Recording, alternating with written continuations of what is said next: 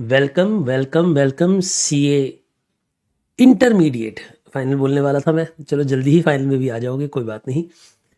CA intermediate के FM के प्यारे प्यारे बच्चों, आज हम एक नया बैच स्टार्ट कर रहे हैं, एक नई क्लास स्टार्ट कर रहे हैं और आज हम लिवरेज चैप्टर पढ़ना स्टार्ट करेंगे। फाइनेंशियल मैनेजमेंट सब्जेक्ट है। सब्जेक्ट आगे पढ़ाने से पहले, सब्जेक्ट के बारे में बताने से पहले 5 मिनट आपके लेना चाहूँगा। आपको ज़रा जल्दी से बैच के कुछ रूल्स बता दूं। बैच के रूल्स बताने के बाद हम सीधा सीधा अपने आज के टॉपिक पढ़ना स्टार्ट कर देंगे। ज़्यादा समय नहीं लूँगा, ठीक है ना। बहुत क्विक मैनर में मैं आपको कुछ बातें बता दूँ। देखिए जी, एफएम में आपको बुक्स मिलेंगी, हार्ड कॉपी बुक्स मिलेंगी, आपके घर आ जाएंगी। और जो हार्ड कॉपी बुक्स मिलेंगी वो 2 होंगी, एक प्रैक्टिकल बुक होगी और एक थ्योरी बुक होगी।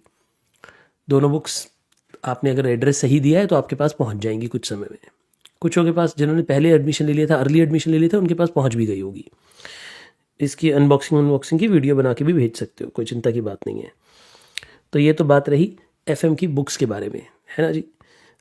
टाइम हमारा यही रहने वाला है, 5 बजे का शाम का। आपने कॉपीज़ कौन कौन सी बनानी है, आपका ये सवाल हो सकता है। तो मेरे हिसाब से आपको 3 कॉपी सजेस्टेड है। आप थोड़े कंजूस हैं तो 2 कॉपी बना लीजिएगा, बट 2 से कम मत बनाइएगा। एक कॉपी होगी नोट्स की, जिसमें आप सारे के सारे नोट्स लिखेंगे। मैं नोट्स और कॉन्सेप्ट अलग कॉपी में लिखवाऊंगा। और एक कॉपी आपकी बनेगी जिसमें कि आप प्रैक्टिकल क्वेश्चंस जैसे कि क्लास वर्क करेंगे। और तीसरी कॉपी आप बना सकते हैं होमवर्क की। कुछ बच्चे ये दोनों काम एक ही कॉपी में करते हैं, कॉपी में ऊपर लिख लेते हैं कि वो क्लास वर्क कर रहे हैं या होमवर्क कर रहे हैं। क्यों? क्लास वर्क को अलग से जानना ज़रूरी क्यों है? क्योंकि रिवीजन के वक्त आपको क्लास वर्क ही करनी पड़ती है, ठीक है जी। आपको रिवीजन के वक्त क्लास वर्क ही करनी पड़ती है, ध्यान रखिएगा। और एक इम्पॉर्टेंट बात, हम लोग किस तरीके से पढ़ने वाले हैं। हम पहले प्रैक्टिकल पार्ट पढ़ने वाले हैं, प्रैक्टिकल के साथ साथ सम थ्योरी हम पढ़ते रहेंगे। प्रैक्टिकल प्लस सम थ्योरी। कुछ थ्योरी मैं क्लास के अंदर कवर कराता रहूँगा जो कि चैप्टर रिलेटेड थ्योरी है, बट कुछ ऐसी थ्योरी है जो चैप्टर से रिलेटेड नहीं है, बिल्कुल अलग है। तो इसीलिए पूरी थ्योरी, चैप्टर वाली भी और बिना चैप्टर वाली भी, सारी की सारी एंड में एक बार दोबारा कराऊंगा। यानी मैं थ्योरी 1.5 बार पढ़ाऊंगा। 1.5 बार कैसे पढ़ाऊंगा? क्योंकि जब मैं प्रैक्टिकल पढ़ा रहा हूँ उसके साथ साथ भी थ्योरी का कुछ पोर्शन कवर कराता रहूँगा और फिर एक बार एंड में पूरी थ्योरी दोबारा पढ़ाऊँगा। ये पैटर्न रहने वाला है। हर चैप्टर के बाद आपको एक टेस्ट मिलेगा। चैप्टर के बाद एक टेस्ट मिलेगा, एमसीक्यू टेस्ट होगा।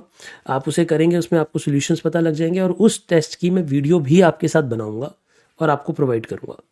यानी कि टेस्ट कंप्लीट हो जाने के बाद हम 1 घंटा बैठकर उसको सॉल्व करेंगे। मैं खुद सॉल्व करके दिखाऊंगा कि देखो बेटा, इसमें ऐसे ऐसे करना था, अगर आपने ऐसे किया है तो इतने मार्क्स आएंगे, ये सही है, ये सही अप्रोच है। तो मतलब मैं उनके सॉल्यूशन सेट भी आपको वीडियो के फॉर्म से दूंगा, मतलब रिटन फॉर्मेट से भी दूंगा पीडीएफ में और वीडियो फॉर्मेट से भी दूंगा। चैप्टर टेस्ट भी होंगे एंड उनकी सॉल्यूशन वीडियो भी आपको मिलेगी। क्या ये बात भी आपको समझ आ गई मैंने क्या कहा? और इसके बाद आपका ये सवाल हो सकता है कि सर फिर यूनिट टेस्ट होंगे। हाँ जी, इसके बाद यूनिट टेस्ट मिलेंगे आपको। Unit test self evaluation mode पे होंगे। सेल्फ इवैल्यूएशन मतलब वो आपको खुद चेक करने हैं। मैं उनके जैसे 2-2, 3-3 चैप्टर मिक्स करके भी टेस्ट बना के दूंगा आपको, और आपने वो टेस्ट खुद से प्रिपेयर करने हैं, अपीयर करने हैं और उनको चेक करना है। एंड में मॉक टेस्ट लेंगे हम 2।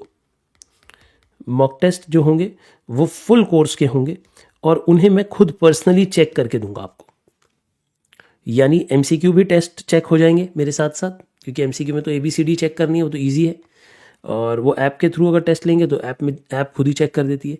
और एंड वाले दोनों टेस्ट भी मैं खुद चेक करके दूंगा। ये सेल्फ इवैल्यूएशन मोड पे मिलेंगे आपको। आई होप यहाँ तक की सारी बातें आपको समझ आ रही है मैंने क्या कहा।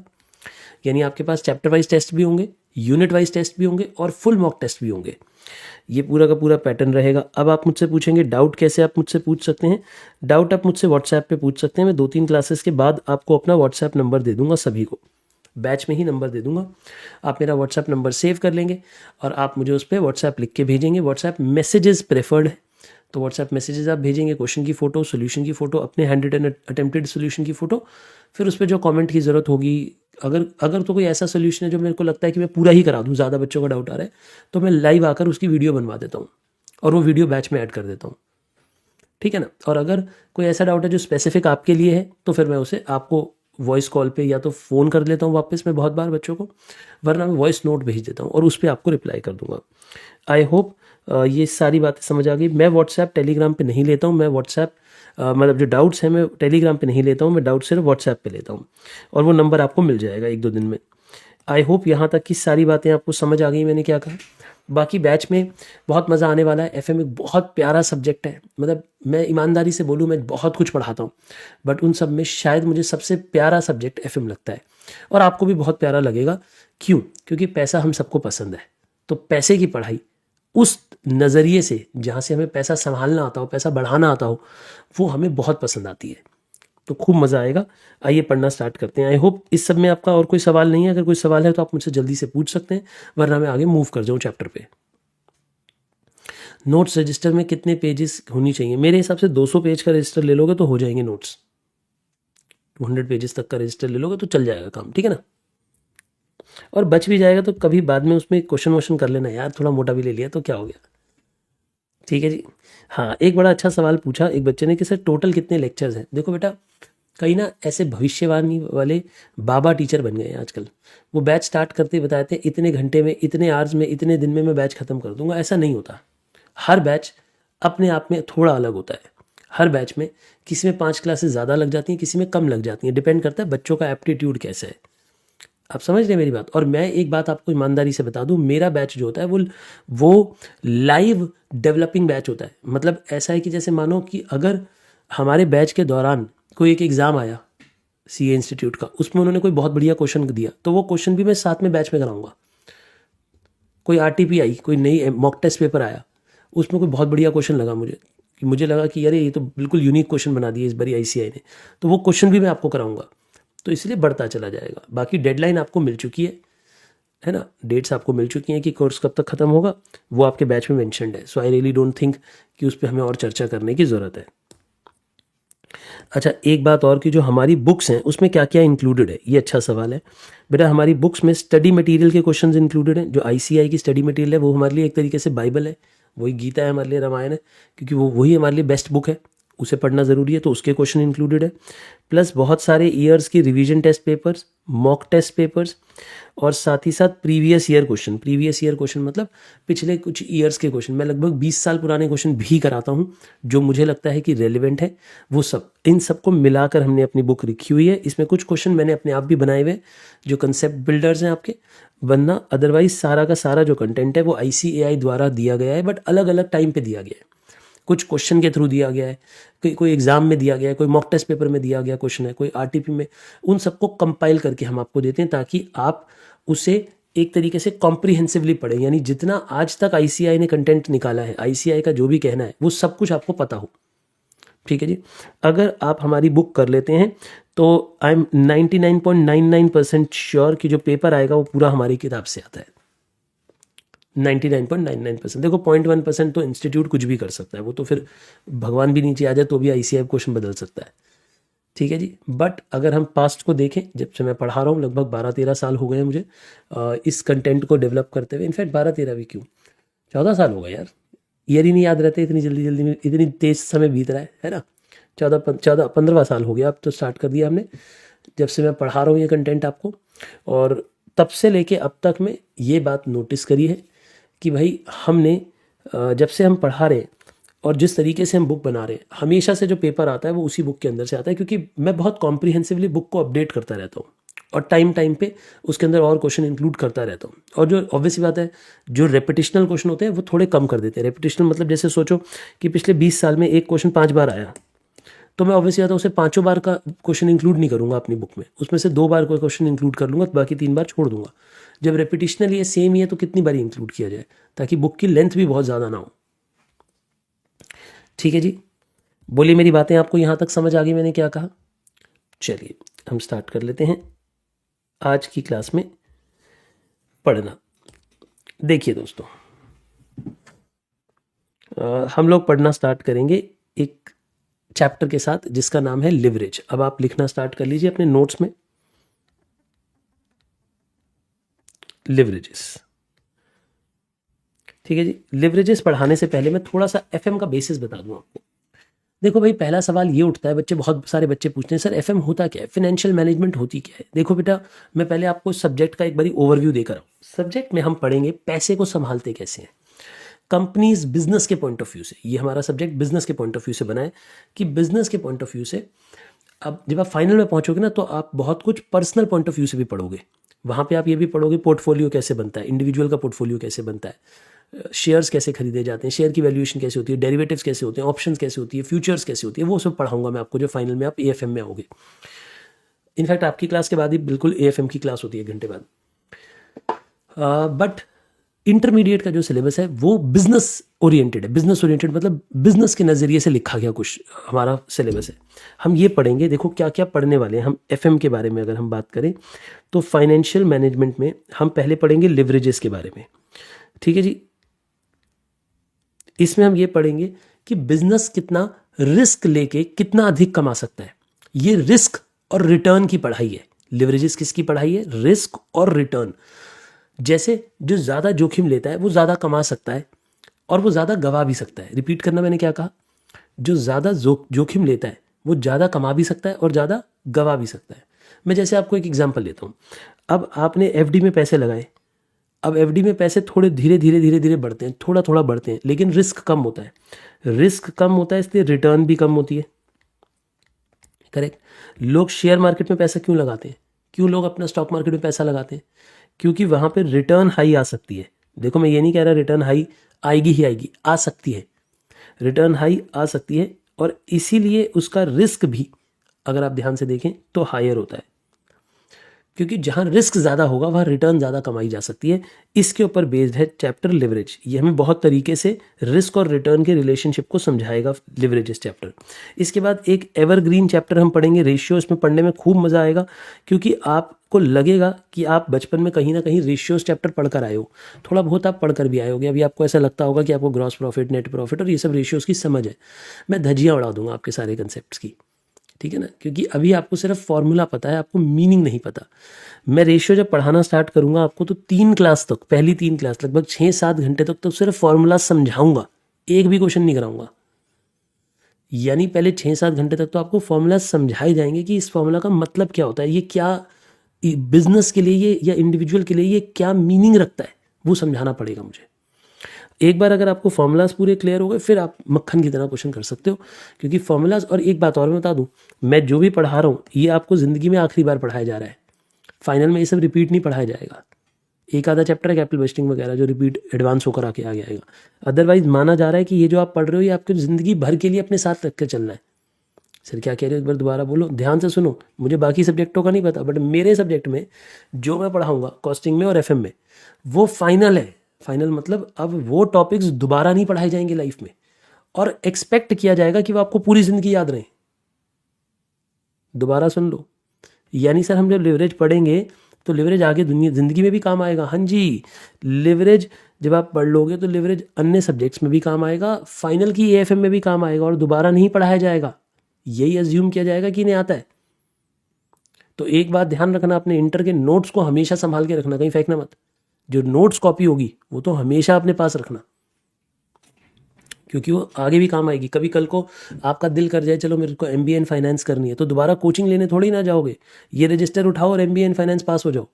वो इनफैक्ट जब ये हमारा एफएम का बैच खत्म होगा, किसी आस पड़ोस के बच्चे को बुलाकर जो एमबीए कर रहा हो उसे पढ़ा देना कोचिंग, उसे ट्यूशन दे देना, बोलना इधर आ मैं पढ़ाता हूँ एफएम।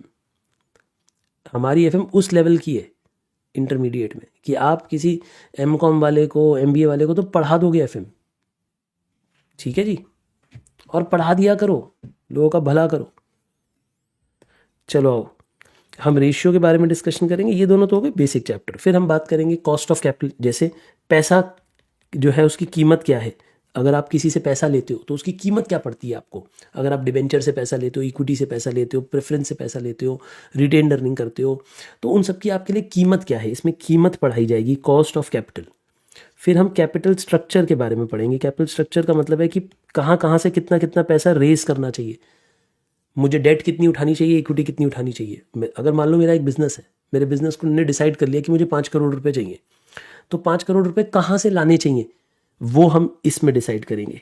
कैपिटल का स्ट्रक्चर क्या होना चाहिए, इक्विटी कैसे, कितनी, मतलब कितने परसेंट इक्विटी, कितने परसेंट डेट, कितने परसेंट प्रेफरेंस, कितने परसेंट रिटेन अर्निंग मुझे रेस करनी चाहिए, कहाँ कहाँ से पैसा आना चाहिए, उसके बारे में बातचीत करेंगे। फिर इसके बाद हम बात करेंगे डिविडेंड डिसीजंस के बारे में। अब अगर बिजनेस बना लिया, बिजनेस लगा लिया, पैसा कमाने लगे, तो पैसा बांटना कैसे है, बांटना भी है कि नहीं बांटना, ये डिसीजन, डिविडेंड देने भी है कि नहीं देने, इसके बारे में डिसीजन होंगे। कंपनी की वैल्यू में कैसे फ़र्क आता है डिविडेंड देने या ना देने से, ये पढ़ना स्टार्ट करेंगे अब। फिर इसके बाद एक बहुत अमेजिंग चैप्टर है इन्वेस्टमेंट डिसीजन। ये जो इन्वेस्टमेंट डिसीजन चैप्टर है ये फाइनल में भी आगे कंटिन्यू होगा, मतलब ये अभी हम पढ़ेंगे लगभग 15 क्लास लगा के। इन्वेस्टमेंट डिसीजन लगभग 15 क्लास चलता है, तो आप सोच लीजिए कितना बड़ा चैप्टर होगा। और ये चैप्टर फिर फाइनल में कंटिन्यू भी होता है, फाइनल में जाके भी कम से कम 2 हफ्ते और पढ़ेंगे, क्योंकि ये ज़िंदगी के डिसीजन बताता है कि नई बिल्डिंग खरीदें या ना खरीदें, नई मशीन खरीदें या ना खरीदें, नया प्रोजेक्ट में पैसा लगाएं या ना लगाएं, किसी कंपनी को बाय करना है तो करें या ना करें, उससे हमें कितना, उसको अगर मर्ज करके कितना हमें बेनिफिट मिल सकता है, कितना प्रॉफिट हम कमा सकते हैं, ये इसके बारे में। और ये बहुत बहुत लाइफ के लिए इंपॉर्टेंट चैप्टर है, पूरी ज़िंदगी के लिए ये आपको बहुत सारे सबक सिखाएगा पैसे के। फिर एक है working capital management. Working capital management मतलब जब हम बिजनेस कर रहे होते हैं तो उस बिजनेस में जो करंट एसेट्स कितने रखने चाहिए, करंट लाइबिलिटीज़ कितनी रखनी चाहिए, उन्हें मैनेज करने के बारे में हम एक चैप्टर पढ़ेंगे। तो ये हमारे चैप्टर्स की, प्रैक्टिकल चैप्टर्स की सूची है। इसके अलावा थ्योरी भी है, जैसे मैंने कहा 2 चैप्टर ऐसे भी हैं जो प्योर थ्योरी के, वो भी हम एंड में पढ़ेंगे। आई होप मोटे मोटे तौर पे आपको समझ आने लगा कि हाँ सर, ये सारे के सारे चैप्टर कहीं ना कहीं अगर हम ध्यान से देखें तो ये बिजनेस ओरिएंटेड टॉपिक्स हैं। ये सारे के सारे बिजनेस ओरिएंटेड टॉपिक्स हैं, मतलब कंपनी के ओरिएंटेशन में टॉपिक है, इंडिविजुअल के लिए नहीं बने हैं।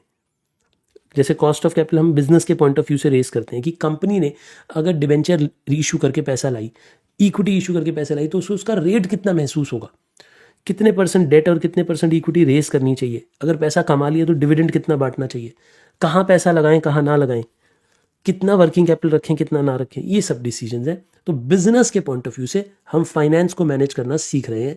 अगर आज के बाद कोई आपसे पूछे कि आप एफएम में क्या पढ़ रहे हो तो क्या बोलोगे? मैं बिजनेस के पॉइंट ऑफ व्यू से फाइनेंस को मैनेज करना सीख रहा हूँ। ठीक है जी, आइए फिर से एक नए पेज से स्टार्ट कर देते हैं। लिवरेज चैप्टर लिख देते हैं। आइए लिखिए, चैप्टर का नाम लिवरेज। अब ज़्यादा इधर उधर की बातचीत नहीं करेंगे। लिवरेजेस होती क्या हैं? देखो बेटा, आपने एक वर्ड पढ़ा होगा बचपन में कभी ना कभी, फिजिक्स वगैरह के टॉपिक्स में, लिवर। कभी साइंस वाइंस बचपन में तो पढ़ी होगी ना, 10th तक तो पढ़ी होगी, तब एक वर्ड पढ़ा होगा लिवर। लिवर क्या होता है? लिवर एक टूल होता है। किसी भी टूल को जिससे हमारी मेहनत कम हो जाती हो उसे हम लिवर कहते हैं। जैसे कोई सामान, हैवी सामान उठाना है तो लिवर को ऐसे ऐसे ऐसे पुली को बार बार घुमाते रहते हैं तो वो ऊपर उठ जाती है। लिवर हो सकता है आप भाषा में किसी एक टूल को बोलते हो, जबकि लिवर का मतलब होता है कोई भी ऐसा टूल जो हमारी मेहनत को कम कर देता है। किसी काम में हमारी मेहनत जो लगती है, अगर उसे कम मेहनत में भी वो काम पूरा हो जाए तो उस टूल को लिवर कहा जाता है। उसी वर्ड से डेवलप हुआ है ये वर्ड लिवरेज। लिवरेज क्या कहता है कि अगर मैं थोड़े से रिस्क से अपनी रिटर्न बढ़ा सकता हूं, उसे नापने के लिए हम लिवरेज को पढ़ते हैं। अब जो रिस्क है, पहली बात तो ये उठता है कि रिस्क कितनी तरह के होते हैं, तो लिवरेज समझाने के लिए पहले मुझे रिस्क समझाना पड़ेगा। आइए मेरे साथ साथ एक नोट बनाना स्टार्ट करिए इनकम स्टेटमेंट के ऊपर बेस्ड, उसके बाद हम लिवरेज के बारे में बातचीत कर पाएंगे। लिखिए पहला कंसेप्ट। अभी मैंने लिवरेज के बारे में कुछ नहीं बताया, मैं सीधा सीधा आपको कंसेप्ट नंबर 1 पे लेके चल रहा हूँ, और कंसेप्ट नंबर 1 है हमारा इनकम स्टेटमेंट। इसी के थ्रू मैं पहले रिस्क समझाऊंगा आपको।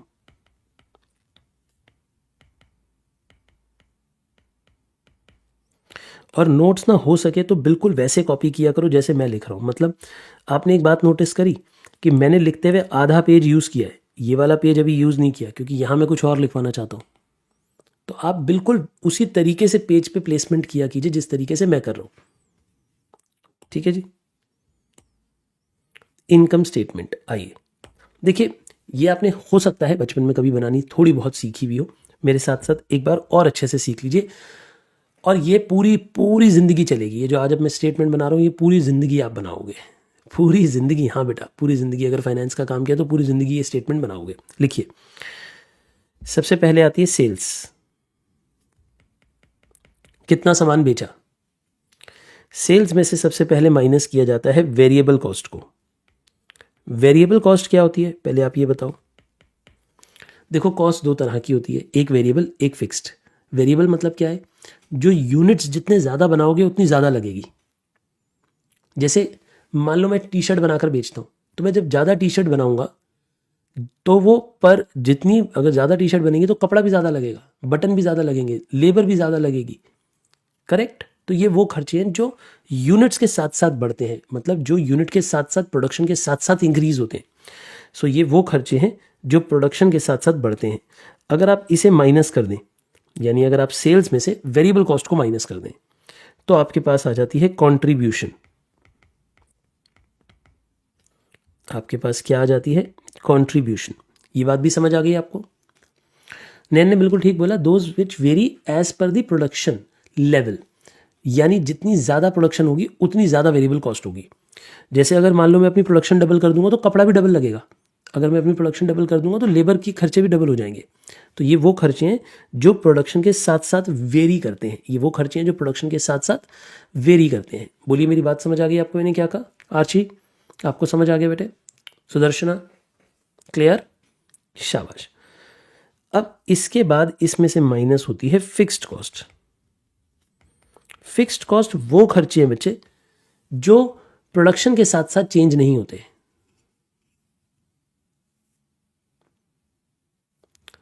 मैं दोबारा बोलता हूं, देखिए, ये फिक्स्ड कॉस्ट वो कॉस्ट है जो प्रोडक्शन के साथ साथ चेंज नहीं होते। जैसे रेंट। अब एक बात बताओ, रेंट तो उतना ही जाएगा, अगर मैंने प्रोडक्शन डबल भी कर दी तो भी रेंट उतना ही जाएगा। मेरी बात को समझो, अगर मैंने एक बिल्डिंग किराए पे ली है, अब मैं उसमें 100 शर्ट बनाऊं या 200 शर्ट बनाऊं या 1000 शर्ट बनाऊं, रेंट तो उतना ही जाएगा, मैनेजर की सैलरी तो उतनी ही जाएगी, वेजेस बढ़ जाएंगी। वेजेस और सैलरी में अंतर पता है ना आपको क्या होता है? देखो मेरी बात को समझो, मेरे पास एक मैनेजर है, अब मैं उस फैक्ट्री में 100 शर्ट्स बनाऊं या 200 शर्ट्स बनाऊं, मैनेजर की सैलरी उतनी ही जाएगी, वो फिक्स्ड है। लेकिन अगर मैं ज्यादा शर्ट्स बनाऊंगा तो कपड़ा, धागा, बटन, लेबर बढ़ जाएगी, वेजेस बढ़ जाएंगी, वो वेरिएबल कॉस्ट है। क्या आपको वेरिएबल और फिक्स्ड में अंतर समझ आता है? सबको समझ आता है? अच्छा, आपको डर किससे लगता है, वेरिएबल से या फिक्स से? आपको डर किससे लगता है? आप बिजनेसमैन हो, आपको डर किससे लगता है? वो एक मूवी में बोलते हैं ना कि प्यार से डर नहीं लगता, थप्पड़ से डर लगता है। नहीं, थप्पड़ से डर नहीं लगता, प्यार से लगता है। तो आपको भी हमेशा ये बात ध्यान रखनी है कि वेरिएबल कॉस्ट से डर नहीं लगता साहब, डर लगता है फिक्स्ड कॉस्ट से। क्यों? और ये सच है। अच्छा एक बात बताओ, दोबारा कोविड आ जाए, भगवान ना करे वैसे ऐसा आ जाए, लेकिन अब मेरी बातों को ना सीरियसली मत लिया करो, इसमें ट्रोल मत कर लो, सर ऐसा बोल रहे दुनिया के बारे में। अरे इमेजिन करो दोबारा आ गया, आपने अभी अभी नई मिठाई की दुकान खोली थी, मान लो सुदर्शना ने एक दुकान खोली थी, सुदर्शना मिठाई दुकान, ठीक है। अब आपकी दुकान में आपने किराए पे दुकान ली है, बहुत बढ़िया प्राइम लोकेशन में, सीपी में, एकदम कैनॉट प्लेस में, बीच में जाके हल्दीराम के साथ वाली दुकान ले ली किराए पे, उसका 40 लाख रुपए किराया है, ठीक है जी, महीने का। और उसमें स्टाफ रख लिया, उसमें रोज़ का सामान आ रहा है। अब एक बात बताओ, अब आप जहाँ मिठाई बना के बेच रहे हो, बढ़िया दुकान आपने बना रखी है, आपके पास रोज़ वेरिएबल खर्चा लग रहा है 1 करोड़ रुपए का। ये बहुत बड़ी बातें कर रहा हूँ मैं, बहुत बड़ी दुकान खोली है, ठीक है ना, रोज़ 1 करोड़ रुपए का वेरिएबल खर्चा लग रहा है। और मान लो 40 लाख रुपए उस दुकान का किराया है, रेंट है पर मंथ, ये पर डे है वेरिएबल खर्चा। लेकिन इससे आपको डर नहीं लगता, आपको डर इससे लगता है, पता है क्यों? अगर बिजनेस बंद हो गया तो वेरिएबल कॉस्ट तो होनी बंद हो जाएगी। क्यों बंद हो जाएगी? एक बात बताओ, अगर कोविड आ गया, मिठाई की दुकान पे कोई मिठाई लेने ही नहीं आ रहा, कुछ परेशानी हो गई, बिजनेस बंद करना पड़ा, तो वेरिएबल कॉस्ट थोड़ा ना लगेगी। क्या अगले दिन से आप खोया मंगाओगे, चीनी मंगाओगे? आप मुझे बताओ, आप मिठाई बनाकर बेचते हो, क्या आप खोया मंगाओगे, चीनी मंगाओगे, दूध मंगाओगे, फ्लेवर्स मंगाओगे, अलग अलग चीज़ों के डब्बे मंगाओगे? नहीं मंगवाओगे। क्यों? जब सामान नहीं बिक रहा तो बनाओगे काहे? पागल हो क्या भाई? तुम्हारी शर्ट बनाने की दुकान है, अब शर्ट बिक नहीं रही तो नया कपड़ा काहे मंगाओगे? जब तक पुरानी शर्ट नहीं बिकेगी नहीं बेचोगे। अगर बिजनेस बंद ही कर रहे हो तो फिर वेरिएबल कॉस्ट बंद हो जाती है। वेरिएबल कॉस्ट की खूबी यही है कि जब बिजनेस बढ़ रहा है तो बढ़ती है, लेकिन अगर बिजनेस बंद हो गया तो बंद भी हो जाती है। यही तो वेरिएबल कॉस्ट की खूबी है। इसलिए वेरिएबल कॉस्ट से डर नहीं लगता। डर किससे लगता है? डर लगता है बिजनेसमैन को फिक्स्ड कॉस्ट से। क्यों? क्योंकि फिक्स्ड कॉस्ट बंद नहीं होता एकदम से। अब अगर दुकान बंद भी कर दी और मान लो कॉन्ट्रैक्ट पे ली थी वो बिल्डिंग 5 साल के लिए किराए पे ली थी, 5 साल के कॉन्ट्रैक्ट पे ली थी, तो 5 साल तक किराया देना पड़ेगा, भले ही दुकान बंद हो। आप मेरी बात समझ रहे हो मैंने क्या कहा? फिक्स खर्चे से इसलिए डर लगता है क्योंकि वो बिजनेस की एक्टिविटी लेवल बढ़ने या घटने पे भी पे होता रहता है, यानी अगर एक्टिविटी लेवल कम भी हो गई तो भी पे होता रहता है। ये परेशानी है। मैंने क्या कहा, रिपीट करो। फिक्स कॉस्ट से डर काहे लगता है तुम्हें? फिक्स कॉस्ट से इसलिए डर लगता है क्योंकि वो पे करते रहना पड़ता है। ठीक है जी, बोलिए मेरी बातें आपको समझ आ रही है मैंने क्या कहा? आराम से समझो क्योंकि ये बातें पूरी पूरी एफएम में काम आनी है, ऊपर ऊपर से नहीं चले जाना। आइए आगे पढ़ते हैं। अगर हम फिक्स्ड कॉस्ट माइनस कर देते हैं, हमने कंट्रीब्यूशन में से फिक्स कॉस्ट माइनस कर दी, अब हमारे पास क्या बचा? जल्दी से मुझे बताओ। अब हमारे पास आता है ईबीआईटी, अर्निंग बिफोर। लिखो जरा, छोटा छोटा करके लिखना, earning before interest and tax. इसे आज के बाद हम प्यार से बोलेंगे ईबीआईटी, क्योंकि ईबीआईटी का मतलब क्या होता है? Earning before interest and tax, यानी ये वो कमाई है जिसमें से अभी तक इंटरेस्ट नहीं गया और टैक्स नहीं गया। जिसमें से कौन कौन नहीं गया अभी तक? इंटरेस्ट और टैक्स अभी तक नहीं गए हैं, यानी अभी जाने हैं, अभी नहीं गए। बात खत्म। चलिए अब हम एक बात हो, अगर इंटरेस्ट और टैक्स जाना है तो चलो इंटरेस्ट और टैक्स को ही पहले चुका देते हैं। अब इसमें से पे किया जाएगा इंटरेस्ट, और इंटरेस्ट माइनस करने के बाद आपके पास आ जाएगा ईबीटी, अर्निंग बिफोर टैक्स।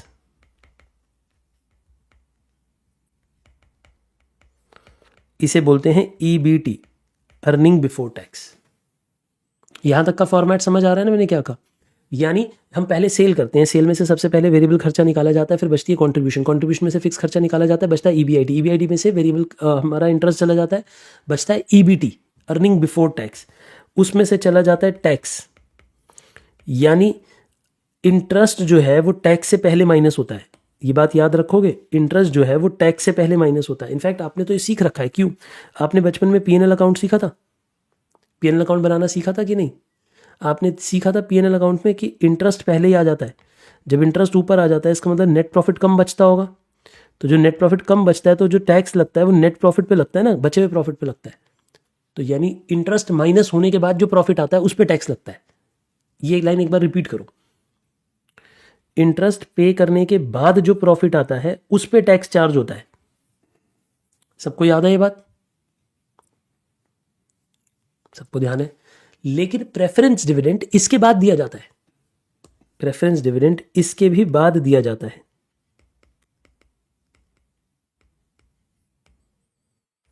यानी प्रेफरेंस डिविडेंड नाक कटा देता है। कैसे? सोच के बोलो। प्रेफरेंस डिविडेंड, बेटा पता है क्या, इंटरेस्ट देने में दिल नहीं दुखता, प्रेफरेंस डिविडेंड देने में दिल बहुत दुखता है। सर आप ऐसा क्यों कह रहे हो? मैं सच कह रहा हूं, आप सोच के देखो। आपको किसी को पैसा देना पड़े, टैक्स देने के बाद जो पैसा बचा है उसमें से ऐसे दिल पे खंजर चलता है बेटे। मैं अपने अपने पॉइंट ऑफ व्यू से बताता हूं, ईमानदारी की बात है। कोई मुझसे बिजनेस में मेरा खर्चा होता है तो मुझे कम चुभता है। देखो मैं बहुत स्पष्ट तौर पे बताऊंगा, हम सब लोग वाइट में बिजनेस करते हैं, हमारा पूरा धंधा वाइट में। तो जब पैसा हमारे पास आता है उस पर टैक्स जाता है, और टैक्स भी छोटा मोटा नहीं जाता, मतलब भयंकर टैक्स लेती है सरकार। आप जब बड़े हो जाओगे आपको खूब प्रेम होगा सरकार से, आप उसके बारे में बहुत अच्छा अच्छा बोलोगे अपने दोस्तों के साथ। जब आप बैठोगे ना, बहुत बढ़िया वचनों का प्रयोग करोगे आप, क्योंकि आपके जीवन की आधी कमाई वो लेके जाएंगे। ठीक है ना बेटा? पैसा आते 18% पहले जीएसटी ले चला जाता है, साफ ही हो जाता है ऊपर से ही। क्योंकि हमारा तो धंधा भी ऐसा है कि इसमें कोई इनपुट टैक्स क्रेडिट ही नहीं है, कोई मेजर इनपुट टैक्स क्रेडिट नहीं है, कोई इनपुट मेजर है ही नहीं। सर्विस इंडस्ट्री है ना, कोई प्रोडक्ट इंडस्ट्री में तो इनपुट टैक्स क्रेडिट बहुत होता है। क्यों?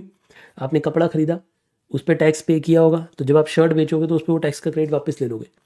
आपके पास उन धंधों में बहुत इनपुट टैक्स क्रेडिट इन्वॉल्व है, हमारे बिजनेस में नहीं है। तो पहले 18% टैक्स ले जाएंगे जीएसटी, फिर जो बचेगा उसमें से भी 30-35% टैक्स ले जाएंगे। आप समझ रहे हो मेरी बात? वो 30% तो बोलने का होता है, फिर उस पर सेस लग जाएगी, सरचार्ज लग जाएगी, सब कुछ लग जाएगी। आपने टैक्स पढ़ा भी है थोड़ा बहुत? मैं जिनसे बात कर रहा हूँ वो पढ़े लिखे बच्चे भी हैं, या पता चला मैं ऐसी हवा में बात कर रहा हूँ, उन बच्चों को कुछ पता ही नहीं, वो भी 12वीं पास होकर आए हैं। टैक्स थोड़ा बहुत सुना है दुनिया में क्या होता है? अरे ये पता है टैक्स क्या होता है भाई? इनकम टैक्स पढ़े हो ना? गुड। तो जब हम टैक्स पे करते हैं तो बहुत दुखता है दिल, और जो टैक्स पे करने के बाद आपके पास पैसा बचता है ना बेटे, वो बहुत प्यारा पैसा होता है, वो बहुत प्यारा पैसा होता है, डियर मनी होती है। डियर मनी समझते हो क्या होता है? वो किसी को देने का दिल नहीं करता। पहले खर्चे बंदा कर लेता है, क्यों? क्योंकि जब आप पहले खर्चे करते हो उस पे आपको टैक्स बेनिफिट मिलता है। भाई बड़ी सीधी सी बात है, मैं इंटरनेट का बिल भरता हूं तो मेरे को दुख नहीं होता। क्यों? क्योंकि जब मैं इंटरनेट का बिल भरूंगा तो जितना मेरे बिल भरूंगा उतना मेरे पीएनएल अकाउंट में डेबिट हो जाएगा।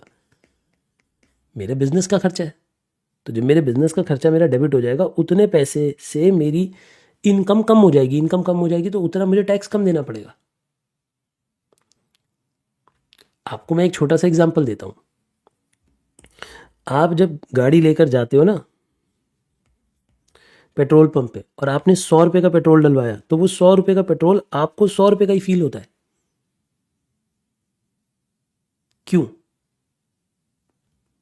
क्योंकि आपने 100 रुपये दिए तो आपने 100 रुपये का पेट्रोल डलवाया, क्योंकि आप अपने पर्सनल यूज के लिए गाड़ी यूज कर रहे हो। आपकी गाड़ी जब यूज हो रही है तो पर्सनल यूज के लिए हो रही है, उसका कोई टैक्स बेनिफिट आपको नहीं मिल सकता। आपने तो बस घूमना है मार्केटों में जाके, आइसक्रीम खानी है, मोमोज खाने, और इसलिए गाड़ी चला रहे हो आप। सही बात है कि नहीं? बट अगर मान लो कि कोई बिजनेस वाला बंदा है और उसकी गाड़ी चलती है बिजनेस के लिए, तो वो जब अपनी गाड़ी में 100 रुपये का पेट्रोल डलवाता है ना, तो उसे वो फील 70 रुपये ही होता है। क्यों? क्योंकि जब वो 100 रुपये का पेट्रोल डलवाता है तो उसके पीएनएल में जाके 100 रुपये डेबिट हो जाते हैं, क्योंकि उसका तो बिजनेस का खर्चा है, वो पर्ची लेगा और वो पर्ची बिजनेस में लिखी जाएगी कि खर्चा हुआ। तो जब बिजनेस में खर्चा लिखा जाएगा, बिजनेस में अब 100 रुपये का प्रॉफिट कम होगा। जब 100 रुपये का प्रॉफिट कम होगा तो 30 रुपये का टैक्स कम जाएगा। कितने बच्चों को समझ आई ये बात? क्योंकि ये 100 रुपये उसके तो बिजनेस एक्सपेंस में जाएंगे, उसके तो पीएनएल अकाउंट में डेबिट हो जाएंगे। जब 100 रुपये उसके बिजनेस अकाउंट में डेबिट हो जाएंगे, उसके पीएनएल में डेबिट हो जाएंगे, तो उसका प्रॉफिट कम हो जाएगा। और जब उसका प्रॉफिट कम हो जाएगा, क्योंकि उसके लिए वो 100 रुपये यहाँ माइनस हो जाएंगे वेरिएबल खर्चे में, तो जब उसके लिए वो 100 रुपये यहाँ पे माइनस हो जाएंगे तो उसका जो प्रॉफिट बचेगा बिफोर टैक्स वाला, वो 100 रुपये कम हो चुका होगा। अगर वो 100 रुपये कम हो चुका है तो उसका टैक्स कम बनेगा। क्या मेरी बात आपको समझ आई मैंने क्या कहा? यानी जितने खर्चे इससे पहले हो रहे हैं उसकी वजह से टैक्स कम हो रहा है, क्योंकि जो ईबीटी जितना कम हो जाएगा, ईबीटी जितना कम हो जाएगा उतना अच्छा है, क्योंकि उतना कम टैक्स जाएगा। I hope things are clear till now. बहुत बढ़िया। तो ये जो प्रेफरेंस डिविडेंड होता है ना, इससे दिल में खंजर की तरह चुभता है। अच्छा, मैंने ना एक काम नहीं किया, मैंने पहले अर्निंग आफ्टर टैक्स लिखना चाहिए था, मैंने सीधा ही प्रेफरेंस डिविडेंड लिख दिया जोश जोश में। मुझे पहले अर्निंग आफ्टर टैक्स लिख देना चाहिए इधर, अर्निंग आफ्टर टैक्स, क्योंकि टैक्स गया ना पहले, तो EAT में से हमने प्रेफरेंस डिविडेंड पे कर दिया। अब जो बचेगा पैसा वो इक्विटी शेयर होल्डर्स को मिलता है, वो पैसा इक्विटी शेयर होल्डर्स को मिलता है। इसे बोलते हैं earning available to equity shares, earning available to equity shares, इसे बोलते हैं EAES। सर ये बात हमें समझ आ गई, EAES।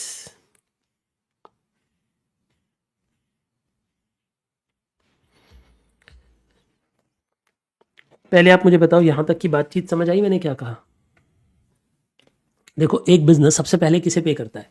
पहले तो वेरिएबल और फिक्स खर्चे करता है, जो अपने बिजनेस के खर्चे हैं वो कर देता है। बिजनेस के खर्चे करने के बाद सबसे पहले पे करता है इंटरेस्ट, इंटरेस्ट पे करने के बाद पे करता है टैक्स, टैक्स पे करने के बाद पे करता है प्रेफरेंस डिविडेंड। उसके बाद जो बचता है वो इक्विटी को देता है, कहता है जा इक्विटी इंजॉय कर, जा जी ले अपनी जिंदगी। ये बचा हुआ पैसा इक्विटी शेयर होल्डर्स की जेब में जाता है। ये बचा हुआ पैसा किसकी जेब में जाता है दोस्तों? इक्विटी शेयर होल्डर्स की जेब में जाता है। क्या आपको मेरी ये स्टेटमेंट समझ आ रही है? मैंने क्या कहा, पूरी की पूरी स्टेटमेंट समझ आ रही है? जल्दी बोलिए बेटा। ये जो EAES है, earning available to equity share holder, ये असली में इक्विटी को मिलता है। यानी सर इतनी मेहनत करने के बाद, हाँ बेटा, इक्विटी को पैसा सबसे अंत में मिलता है। पता है आपको ये बात? मेरे साथ एक डायग्राम बनाओ जरा अगले पेज पे। ये कंपनी है, ये बिजनेस है, सोचो ये कंपनी है या ये बिजनेस है। जब ये EBIT कमाते हैं ना, EBIT कमाते हैं, EBIT कमाते हैं, यानी आम भाषा में पैसा कमा लेते हैं, जब earning before interest and tax कमा लेते हैं, उसमें सबसे पहले यहां पे डेट होल्डर्स खड़े होते हैं। डेट होल्डर्स खड़े होते हैं। डेट होल्डर समझते हो आप क्या होता है? डेट होल्डर में डिबेंचर्स आ सकती हैं, डेट होल्डर में लोन्स आ सकते हैं, जो बैंकों से आपने लोन लिए हुए, जो आपने डिवेंचर इशू किए हुए, ये सब वर्ड्स पता है ना आपको। डिवेंचर इशू करना क्या होता है? मान लो मेरी ये कंपनी है, मुझे लोन की ज़रूरत है, तो मैं लोगों को डिवेंचर इशू करके उनसे पैसा ले देता हूँ, तो वो मेरे लिए लोन है, मेरे लिए एक तरीके की लाइबिलिटी है, वो मेरे डेट होल्डर्स है, वो मेरे क्या कहलाएंगे बेटा? Debt holder. ठीक है ना? लाइन में सबसे पहले ये खड़े होते हैं, ये कहते हैं अरे हमारा पैसा दो पहले, तो सबसे पहले हम इन्हें इंटरेस्ट देते हैं। इंटरेस्ट देने के बाद अगर कुछ बचे तो सरकार खड़ी होती है। ठीक है जी, गवर्नमेंट खड़ी होती है। गवर्नमेंट कहती है अरे हमें कुछ नहीं दोगे? हमने कहा लो टैक्स लो, तुम भी इंजॉय करो अपनी लाइफ। इसके बाद अगर कुछ बचा होगा तो मालिकों को मिलेगा। और मालिक कौन होते हैं? मालिक दो होते हैं। ठीक है जी, मालिक कौन होते हैं? मालिक दो होते हैं। कौन कौन से दो मालिक होते हैं? एक प्रेफरेंस वाले मालिक होते हैं, एक इक्विटी वाले मालिक होते हैं। प्रेफरेंस वाले मालिक असली मालिक होते हैं या नहीं? नहीं, वो नकली मालिक होते हैं, वो कजन होते हैं, बोलने के भाई, असली वाले नहीं। समझ गए? अब घर पे लड़ाई मत कर लेना अगर जॉइंट फैमिली में रहते हो तो, कि सर ने ऐसा कह दिया है। बेटा प्रॉपर्टी बटेगी जब आपके पिताजी की होगी तो आपको मिलेगी, फिर कजन से नहीं बांटी जाती। ठीक है ना? तो अब जॉइंट फैमिली में रहते हो, लड़ाई मत कर लेना, बस ये पढ़ लेना और हेडफोन पहन के पढ़ना मेरी क्लास। ठीक है ना?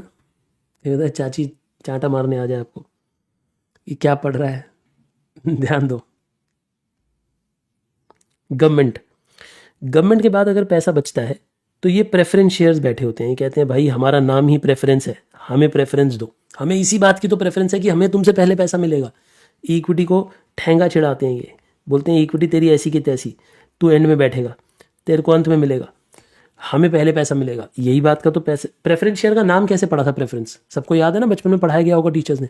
प्रेफरेंस शेयर का नाम प्रेफरेंस पड़ा इसलिए क्योंकि उन्हें अंत में जब पेमेंट हो रही होती है तो इक्विटी से पहले प्रेफरेंस दी जाएगी, इसीलिए तो उनका नाम प्रेफरेंस शेयर पड़ा, क्योंकि उन्हें डिविडेंड भी उनसे पहले मिलेगा और अगर कंपनी बंद हो रही है तो रीपेमेंट भी इक्विटी से पहले मिलेगी, मतलब इन्हें इक्विटी से पहले मिलेगी।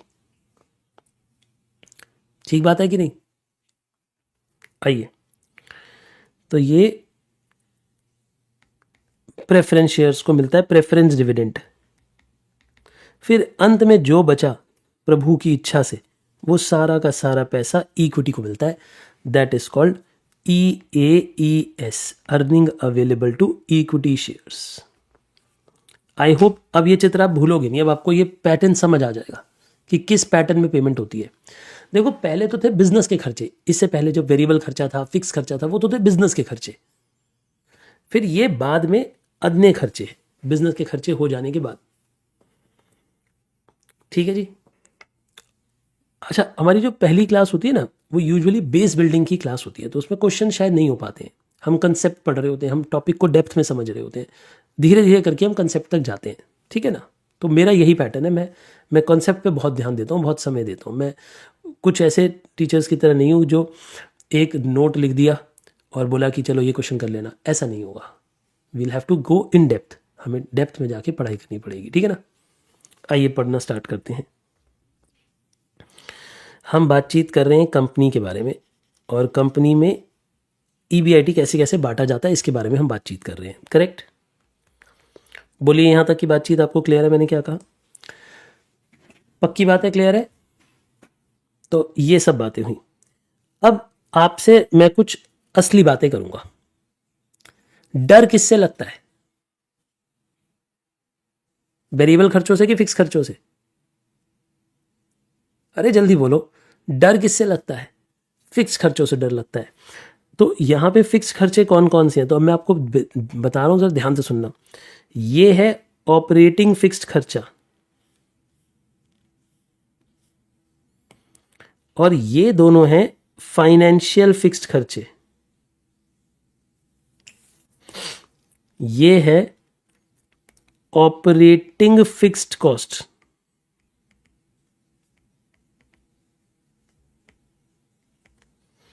और ये दोनों हैं फाइनेंशियल फिक्स्ड कॉस्ट। सर क्या कह रहे हो ये? जी हां बेटे, ये दोनों हैं फाइनेंशियल फिक्स्ड कॉस्ट। मतलब ये है इस बात का कि ये हमारे बिजनेस करने के लिए मुख्य खर्चा है, फिक्स्ड वाला। इसके बिना तो बिजनेस ही नहीं हो सकता। एक बात बताओ, बिना बिल्डिंग के काम कर लेंगे? मेरी मिठाई की दुकान है, क्या बिना बिना बिल्डिंग के मैं मिठाई की दुकान चला सकता हूँ? नहीं, रेंट तो देना ही पड़ेगा। रेंट देना नहीं पड़ेगा तो अगर मेरी अपनी बिल्डिंग होगी तो अपॉर्चुनिटी कॉस्ट इन्वॉल्व हो जाएगी, बट कॉस्ट तो इन्वॉल्व हो जाएगी। मतलब फिक्स्ड कॉस्ट के बिना बिजनेस नहीं हो सकते। ये ऑपरेटिंग है, ये मुख्य है, ये तो सबको लगानी पड़ती है। अगर मैं भी आपको पढ़ा रहा हूँ तो मेरे को पहले स्टूडियो बनाना पड़ेगा, उसके बाद मैं आपको पढ़ा सकता हूँ। मतलब एक कमरे में सेटअप बनाना पड़ेगा पहले मुझे भी फिक्स खर्चे करने पड़ेंगे, तभी मैं आपको पढ़ा सकता हूँ। कोई भी बिजनेस होगा उसमें थोड़ी बहुत फिक्स कॉस्ट तो लगेगी ही लगेगी। अग्री? ठीक है। बट अगर हम बात करें सर ये फिक्स्ड कॉस्ट क्यों है, क्योंकि इंटरेस्ट का रेट फिक्स्ड होता है। आप जानते हो डिवेंचर पे इंटरेस्ट का रेट फिक्स्ड होता है। जब डिवेंचर आप खरीदते हो या इशू करते हो तो उस पर लिखा होता है 10% डिवेंचर, 8% वाला डिवेंचर, क्योंकि डिवेंचर का इंटरेस्ट रेट फिक्स्ड होता है और आपको देना ही पड़ता है। आपको एक बात पता है, आज की डेट में सच्चाई बता रहा हूँ मैं आपको, ज़्यादातर बिजनेसेस धीरे धीरे धीरे धीरे करके अपनी डिवेंचर्स वापस क्यों पे बैक कर रहे हैं, कम क्यों कर रहे हैं? क्योंकि दुनिया ना थोड़ी अनस्टेबल हो रही है। सच्चाई ये है, दुनिया थोड़ी अनस्टेबल हो रही है। क्यों? आज की डेट में दुनिया में ना कुछ नहीं पता कि 6 महीने में आपका बिजनेस कहाँ जाएगा। बिजनेस थोड़े अनसर्टन होते जा रहे हैं अब, क्योंकि बिजनेस अनसर्टन होते जा रहे हैं, डर लगता जा रहा है बिजनेसमैन को। इसीलिए धीरे धीरे करके सभी कंपनियां अपने आप को डेट फ्री कर रही हैं। डेट फ्री करने का मतलब समझते हो? मैं ये नहीं कहता कि ये अच्छी बात है बुरी बात है, मैं उसे अच्छा डिसीजन नहीं मानता हूँ। मैं पर्सनली मानता हूँ, मैं I am a good supporter of debt, but healthy debt, not unhealthy debt. बहुत हाई रेट ऑफ इंटरेस्ट वाली डेट पे मैं बिलीव नहीं करता। मैं ये भी नहीं बिलीव करता कि ऐसी डेट हो जिसे आप पे बैक नहीं कर सकते। डेट ऐसी होनी चाहिए जिसे आप जब चाहो पे बैक कर सकते हो, लेकिन मत करो, क्योंकि उसके होने से आप ज़्यादा कमाओगे। यही मेरा समझाने का, यही इस चैप्टर में समझाना है मुझे, कि डेट के होने से हम ज़्यादा कमा सकते हैं। यही तो हमारा चैप्टर है। लिवरेज पढ़ाई आपको इसी के बारे में रहा है, बट वो बात का डिस्कशन है। अभी हम ये बात करते हैं कि इंटरेस्ट का रेट फिक्स रेट होता है। जल्दी बोलो, इंटरेस्ट का रेट कैसा रेट होता है बेटा? फिक्स रेट होता है। यानी जब मुझे इंटरेस्ट पे करना है तो इंटरेस्ट एक फिक्स रेट पे होता है। अग्री और डिसअग्री? जल्दी बताओ, ऑल ऑफ यू अग्री और डिसअग्री? हाँ, ऐसी प्रेफरेंस डिविडेंड भी एक फिक्स रेट पे होता है। आपको पता है ना, प्रेफरेंस शेयर्स के ऊपर भी एक फिक्स रेट लिखा होता है, 15%, 12%, कुछ ना कुछ लिखा होता है, उनके फेस पे ही लिखा होता है। यानी उन्हें भी फिक्स रेट देना है, तो ये दोनों फिक्स रेट पे हैं। अग्री और डिसअग्री? तो यही हमारी मुसीबत की जड़ है, यही हमारी मुसीबत की जड़ है। अब आप मुझसे पूछोगे सर इन्हें फिक्स खर्चा फाइनेंशियल नेचर का क्यों माना है, इन्हें ऑपरेटिंग नेचर का क्यों माना है? अब मैं जो लाइन बोल रहा हूं इस पर थोड़ा विवाद होगा हमारे बीच में। अगर आप समझते हो तो, अगर आप रट्टूबाज बच्चे हो कि नहीं सर लिखवा दिया बात खत्म अगला क्वेश्चन बनाओ ना, तो आपको फर्क नहीं पड़ेगा। लेकिन अगर आप समझते हो तो आपको विवाद होना चाहिए मेरे साथ। मैं ये कह रहा हूं ये वो खर्चा है जो बिजनेस का असली खर्चा है। ये वो खर्चा है जो बिजनेस का असली खर्चा है, फिक्स नेचर का। ये वो खर्चा है जो बिजनेस का असली खर्चा नहीं है। ये आपकी गरीबी का खर्चा है। आपकी मतलब बिजनेसमैन की, आपकी नहीं बात हो रही। सर ये क्या कह दिया आज? पहली बात तो आपने दिल तोड़ दिया, और फिर ये कौन सी बात हुई? ये तो आज तक हमें किसी ने नहीं बताया कि ये गरीबी के खर्चे हैं। ये सच में गरीबी के खर्चे हैं कि आपके पास अपनी इक्विटी सफिशिएंट नहीं थी कि अपने पैसे से आप बिजनेस करते, इसीलिए आपने औरों से पैसा मांगकर बिजनेस किया, इसलिए उन्हें चुकाना पड़ रहा है ब्याज। तो ये आपकी गरीबी का खर्चा हुआ ना। सर ये फर्स्ट पर्सन में मत बात करो, थर्ड पर्सन में बात करो, अच्छा नहीं लगता सुनकर, आपकी सुनकर। चलो ऐसे बात करते हैं, ये बिजनेसमैन की गरीबी का खर्चा है। मैं आपको एक एग्जांपल देता हूं, आप समझना। ये लिखना हो तो लिखना, नहीं लिखना हो तो मत लिखना। कोई वैसा कोई बहुत इंपॉर्टेंट एग्जांपल नहीं है, बट सिर्फ मैं अपना पॉइंट प्रूव करना चाहता हूं आपको। दो भाई हैं, ठीक है ना, मिस्टर ए मिस्टर बी, दोनों की हो गई लड़ाई, दोनों की हो गई तगड़ी वाली लड़ाई, ठीक है। इसने भी अपना बिजनेस खोल लिया, इसने भी अपना बिजनेस खोल लिया, दोनों ने सेम बिजनेस खोल लिया। दोनों गरीब भाई थे लेकिन लड़ाई हो गई, अलग अलग हो गए। कहानी समझ आ रही है बेटा? पिक्चर जैसी लग रही है आपको? कौन सी मूवी की है वो तो हमें भी नहीं पता कौन सी मूवी की, बट सुन लो। दोनों सेम बिजनेस करते हैं, बिल्कुल पड़ोस पड़ोस की दो दुकानें खरीद ली, दोनों ने टायर का बिजनेस खोल लिया, दोनों टायर बेचते हैं, ठीक है। अब जितनी ये सेल करता है उतनी ही ये सेल करता है। मानो सेल्स इसकी भी ए रुपीस की है, मान लो इसकी भी सेल 1 लाख रुपए की है, इसकी भी सेल 1 लाख रुपए की है। वेरिएबल कॉस्ट इसकी भी 30,000 है, इसकी भी वेरिएबल कॉस्ट 30,000 है, तो दोनों की कंट्रीब्यूशन भी सेम हो गई।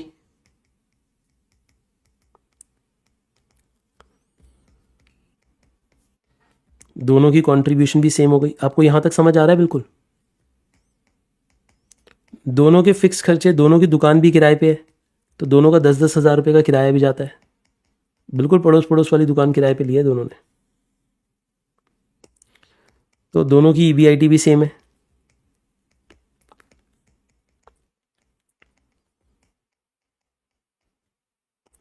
ठीक है जी। ए के पास पैसे नहीं थे, तो ए ने डिवेंचर इशू करे थे, लोन लिया था, बैंक से लोन लिया था, उसका इंटरेस्ट देना पड़ता है उसे, तो इसे इंटरेस्ट देना पड़ता है 40,000 रुपये। इसके ससुर जी ने पैसे दे दिए थे, इसकी शादी में दहेज मिल गया था। आई एम अगेंस्ट दहेज, बट ये एग्जाम्पल है, कहीं जज्बाती हो जाओ, कोई झंडे लेके रोड पे चलने लोग। एग्जाम्पल को एग्जाम्पल की तरह देखा करो, दीवार पे सर मत मारा करो। मारना भी तो मेरा क्या जा रहा है। मान लो, देखो ध्यान दो इधर, इसने कोई इंटरेस्ट नहीं पे करा। क्यों नहीं पे करा? क्योंकि इसके पास अपने पैसे थे।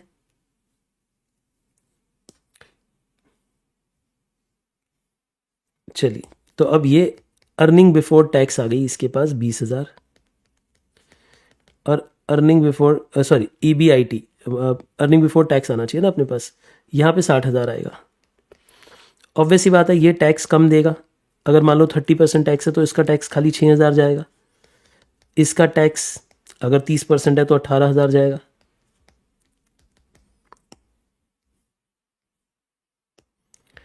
अर्निंग आफ्टर टैक्स कितना हो गया? इसके पास 14,000 की कमाई है, इसके पास ऑब्वियसली ज़्यादा कमाई है।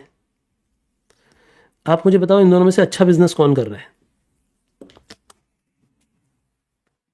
ए या बी? आपने मुझे बताना है कि इन दोनों में से अच्छा बिजनेस कौन कर रहा है। ए बिजनेस अच्छा कर रहा है या बी बिजनेस अच्छा कर रहा है?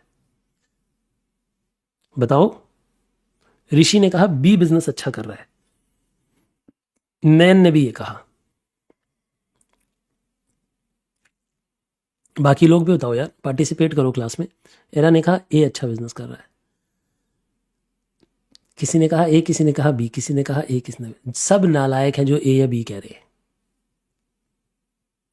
ए कैसे अच्छा बिजनेस कर रहा है, बी अच्छा बिजनेस कैसे कर रहा है? आपको कुछ नहीं पता। बिजनेस दोनों अच्छा कर रहे हैं, दोनों बराबर कर रहे हैं, क्योंकि बिजनेस असली में यहीं पे खत्म हो गया था। असली में बिजनेस यहीं तक था। इसके बाद जो भी हो रहा है वो पर्सनल है।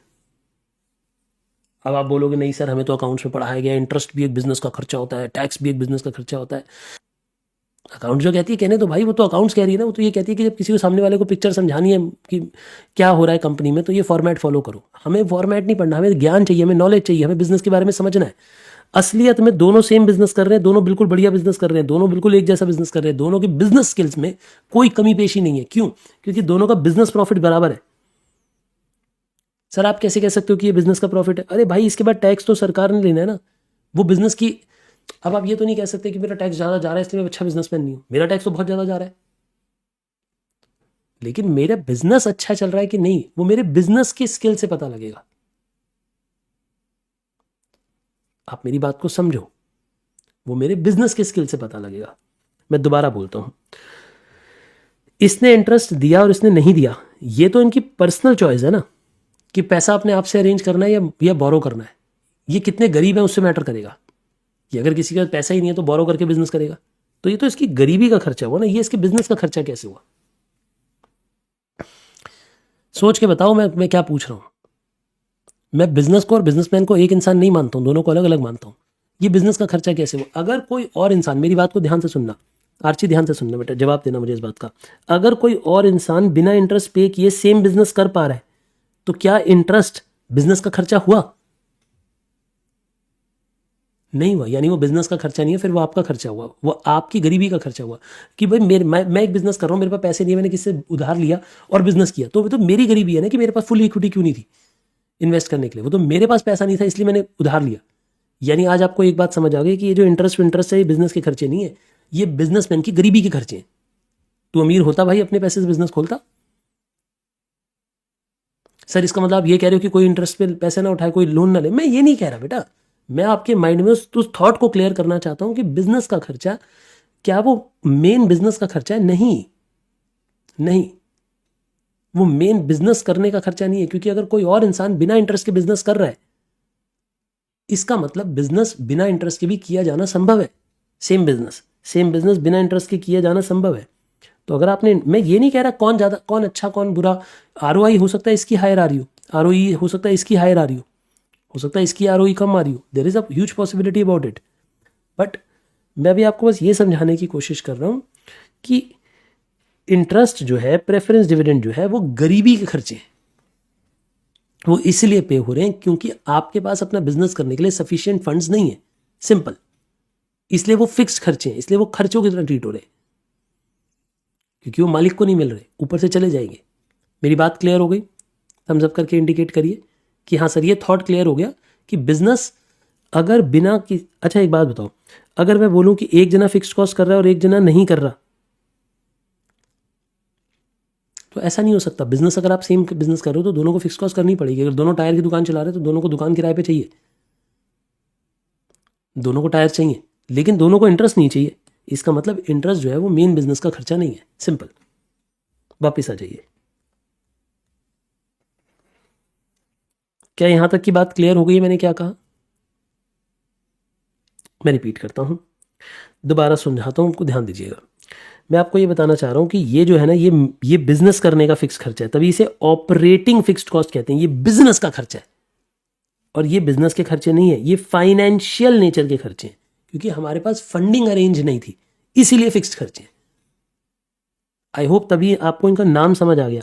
It is operating fixed cost. Operating fixed cost मतलब मुख्य बिजनेस का फिक्स्ड कॉस्ट है। जैसे रेंट देना, जैसे मैनेजर की सैलरी देना, ये बिजनेस के फिक्स खर्चे हैं। ये नहीं दोगे तो बिजनेस नहीं चलेगा, लेकिन ये नहीं होंगे तो भी बिजनेस चलेगा। इसलिए ये फाइनेंशियल फिक्स्ड कॉस्ट है।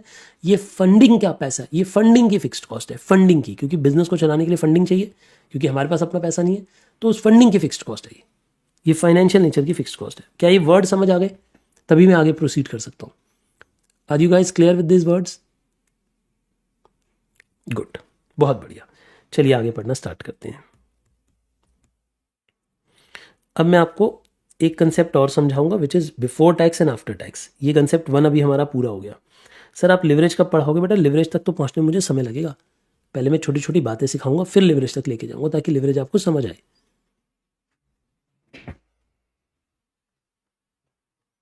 देखिए, ओहो, लिखिए जरा, concept number 2।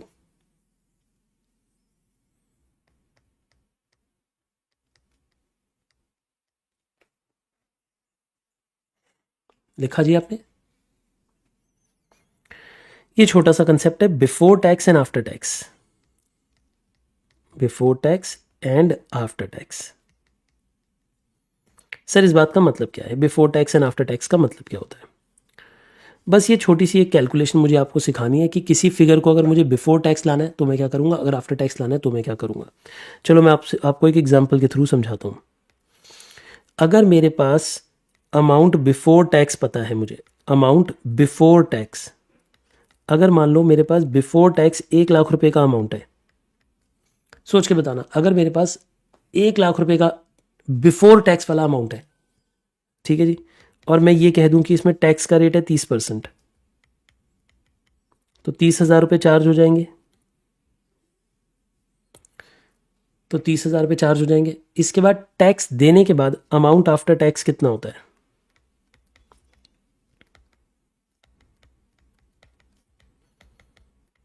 Amount after tax 70,000 होता है। कितने बच्चों को यहां तक की बातचीत समझ आ गई मैंने क्या कहा? आप मुझे बताइए कि अमाउंट बिफोर टैक्स कितना है और अमाउंट आफ्टर टैक्स कितना है। दोनों बातें क्लियर है आपको? अग्री और डिसअग्री? बहुत बढ़िया। अब आपने ये कह दिया कि बिफोर टैक्स 1 लाख है और आफ्टर टैक्स 70,000 है। इसी चीज को हम इस तरीके से प्रेजेंट कर सकते हैं। देखिए, कि अगर हम 1 लाख रुपए को यानी अमाउंट बिफोर टैक्स को अगर हम 1 - t से इंटू कर दें तो अमाउंट आफ्टर टैक्स आ जाता है। इसका ये मतलब है कि जैसे अगर 1 लाख रुपए को अगर मैं 1 - 30% कर दूं, यानी अगर मैं 1 लाख रुपए को 1 - 0.30 से इंटू कर माइनस कर दूंगा, तो यहाँ पे 1 लाख को अगर मैं 0.70 से मल्टीप्लाई कर दूं तो भी मेरे पास 70,000 आ जाएगा। यानी ये लिखने के दो तरीके हैं। क्या आपको मेरी बात समझ आई मैंने क्या कहा? लिखने के दो तरीके, यानी अगर आप अमाउंट बिफोर टैक्स में से सीधा टैक्स माइनस करके दिखा देते हो तो भी ये स्टेटमेंट फॉर्मेट हो गया, ये फॉर्मूला फॉर्मेट हो गया। एक ही बात को कहने के दो तरीके, एक ही बात को कहने के दो तरीके। क्या ये दोनों तरीके आपको समझ आ गए? यानी अगर आप आज के बाद कभी आप ऐसे लिखा हुआ देखो कि 1 - t मल्टीप्लाई कर रखा है, तो इसका मतलब आप क्या कर रहे हो? अगर आप कभी भी देखो किसी फिगर में 1 - t मल्टीप्लाई किया है तो इसका मतलब आप आफ्टर टैक्स वाली फिगर निकाल रहे हो। यानी ये बिफोर टैक्स वाली फिगर होगी, आप उसे आफ्टर टैक्स वाली फिगर में निकाल रहे हो। कभी भी अगर 1 - t मल्टीप्लाई हो रहा हो, याद रखो, अगर कभी भी 1 - t मल्टीप्लाई हो रहा हो तो आप क्या कर रहे हो? आप आफ्टर टैक्स वाली फिगर निकाल रहे हो। इसका मतलब आप फिगर आफ्टर टैक्स निकाल रहे हो। यहां तक की बातें समझ आ गई मैंने क्या कहा? बहुत बढ़िया। क्या आप ये समझाना चाहते थे? नहीं, मैं कुछ और समझाना चाहता हूं इसकी मदद से। यानी अगर मुझे आफ्टर टैक्स वाली फिगर चाहिए तो 1 - t मल्टीप्लाई करूंगा, और अगर मुझे बिफोर टैक्स वाली फिगर चाहिए तो मैं 1 - t से डिवाइड करूंगा। यानी बात को समझिए, अगर हम बिफोर टैक्स वाली फिगर को 1 - t से मल्टीप्लाई कर देंगे तो आफ्टर टैक्स वाली फिगर आ जाएगी। एंड अगर हम आफ्टर टैक्स वाली फिगर को 1 - t से डिवाइड कर देंगे तो बिफोर टैक्स वाली फिगर आ जाएगी। सर ये क्या बात हुई? इसका मतलब ये होता है कि कभी कभी क्वेश्चन में आपको आफ्टर टैक्स वाला अमाउंट दिया होगा, कभी कभी क्वेश्चन में आपको आफ्टर टैक्स वाला अमाउंट दिया होगा, तो आप उसे डिवाइड बाय 1 - t करोगे ताकि वो बिफोर टैक्स वाला अमाउंट आ जाए, ताकि वो बिफोर टैक्स वाला अमाउंट आ जाए। क्या मेरी बात आपको समझ आ गई मैंने क्या कहा? यानी आज के बाद कभी भी अगर मैं 1 - t से मल्टीप्लाई करूं तो क्या आप मुझसे पूछोगे सर आपने क्या किया? नहीं, आपको समझ जाना है कि सर ने टैक्स माइनस किया है, टैक्स माइनस किया है, यानी बिफोर टैक्स वाली फिगर में से टैक्स माइनस किया है तभी आफ्टर टैक्स वाली फिगर निकाली होगी। और अगर कभी भी आज के बाद मैं 1 - t से डिवाइड कर रहा हूं तो समझ जाना कि मैं आफ्टर टैक्स वाली फिगर को बिफोर टैक्स वाली फिगर में लेके जा रहा हूं। मैं आफ्टर टैक्स वाली फिगर को बिफोर टैक्स वाली फिगर में लेके जा रहा हूं। क्या ये बातें याद रहेंगी? पक्की बातें याद रहेंगी? गुड, बहुत बढ़िया। क्योंकि अगर ये याद रहेंगी तभी अगली बात समझ आएगी, वरना समझ नहीं आएगी। याद है मैं थोड़ी देर पहले आपको एक बात बोल रहा था कि अगर 100 रुपए का आप पेट्रोल भरवाते हो अपनी गाड़ी में तो आपको पूरे 100 रुपए का दर्द होता है ना? लेकिन अगर कोई बिजनेसमैन अपनी गाड़ी में 100 रुपए का पेट्रोल डलवाता है तो उसे 100 रुपए का दर्द नहीं होता, उसे 70 रुपए का ही पेन फील होता है। क्यों? क्यों?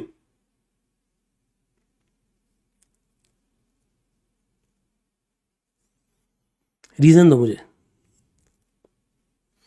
क्योंकि उसको टैक्स बेनिफिट मिलता है, क्योंकि उसे वो 100 रुपए जब वो पे कर रहा होता है तो उसे तो 1 - 30% दिख रहा होता है, उसे तो 70 रुपए का एक एक्सपेंस फील हो रहा होता है ना?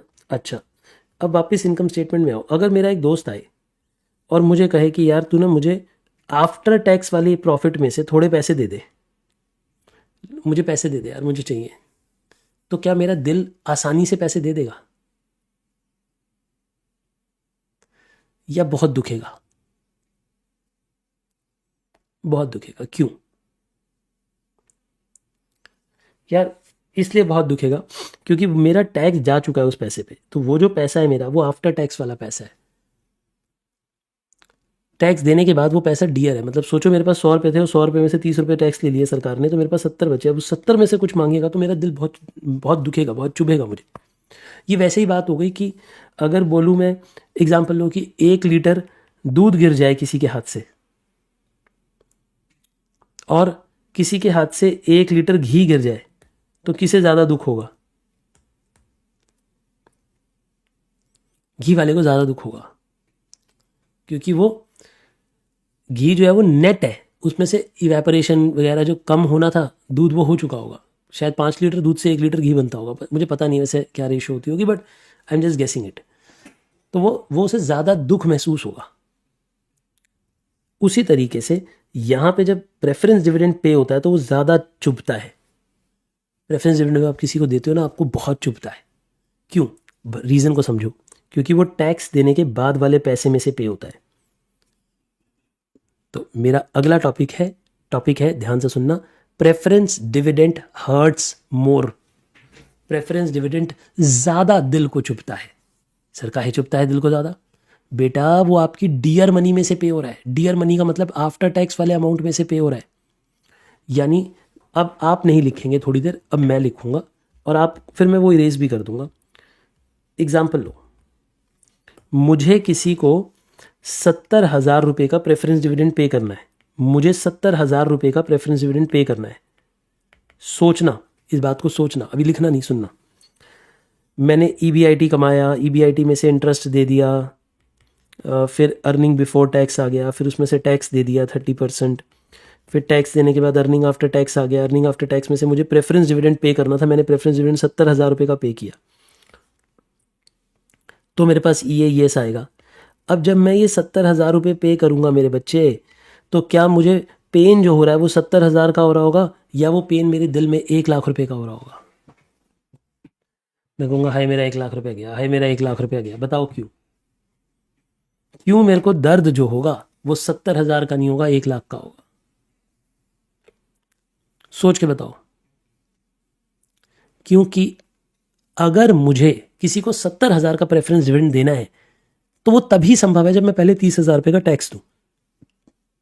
मेरी जेब में तो दोनों ही नहीं आ रहे ना। मैं पहले सरकार को 30,000 का टैक्स दूंगा, फिर उसी पैसे को प्रेफरेंस डिविडेंड दूंगा 70,000 रुपये का। क्योंकि आप समझो मेरी बात को,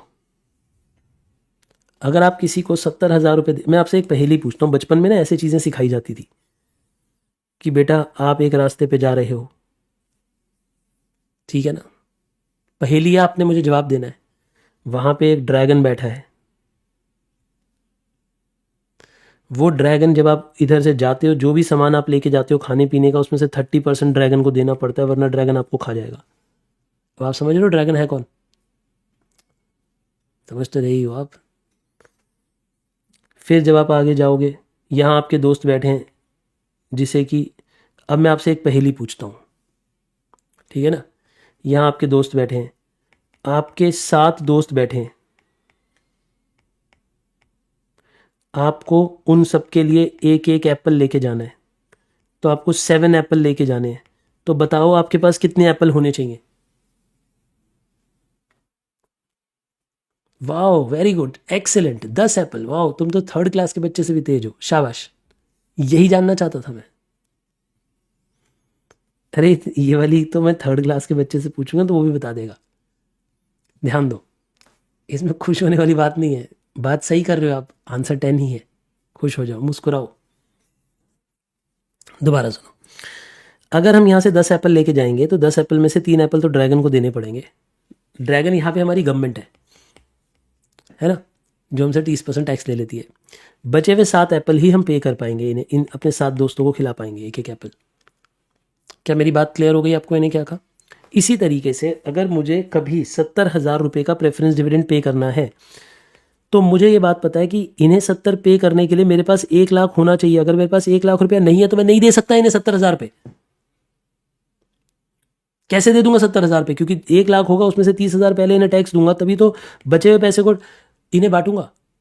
यानी प्रेफरेंस डिविडेंड हर्ट्स मोर। बोलो जरा जोर की, प्रेफरेंस डिविडेंड हर्ट्स मोर। जितना महसूस होना चाहिए उससे ज्यादा दुख देके जाता है प्रेफरेंस डिविडेंड। प्रेफरेंस डिविडेंड हमें ज्यादा दुख देके जाता है। समझ आ रही है आपको मेरी बात? यस और नो? बच्चे कह रहे हैं यस, तो सुनो, प्रेफरेंस डिविडेंड हर्ट्स मोर, लिखिए ज़रा, इस बात को समझने की कोशिश करिए और लिखिए। क्या यार, तुम भी ड्रैगन ले आते हो बीच में। कंसेप्ट नंबर 3 लिखिए।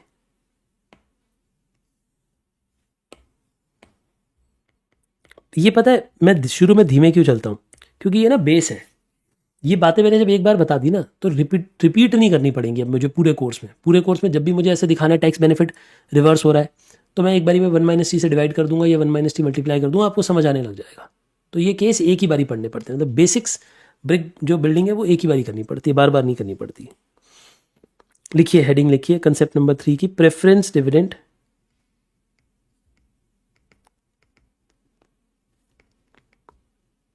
हर्ट्स मोर। लिखो जरा इसके बाद, as preference dividend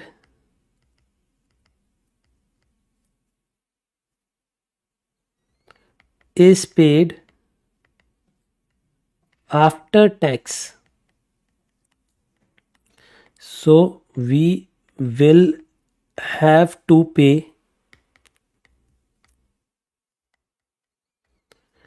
tax on the amount, so we will have to pay tax on the amount, यानी हमें टैक्स देना पड़ेगा अमाउंट पे, so we will have to pay tax on the amount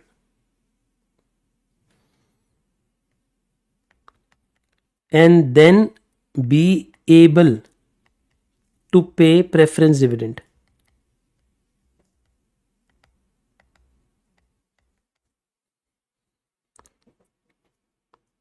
example देखिए, if tax rate is 30% and we have to pay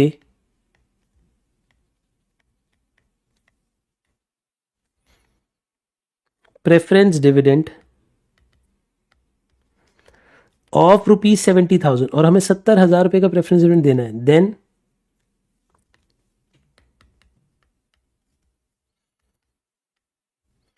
preference dividend feels like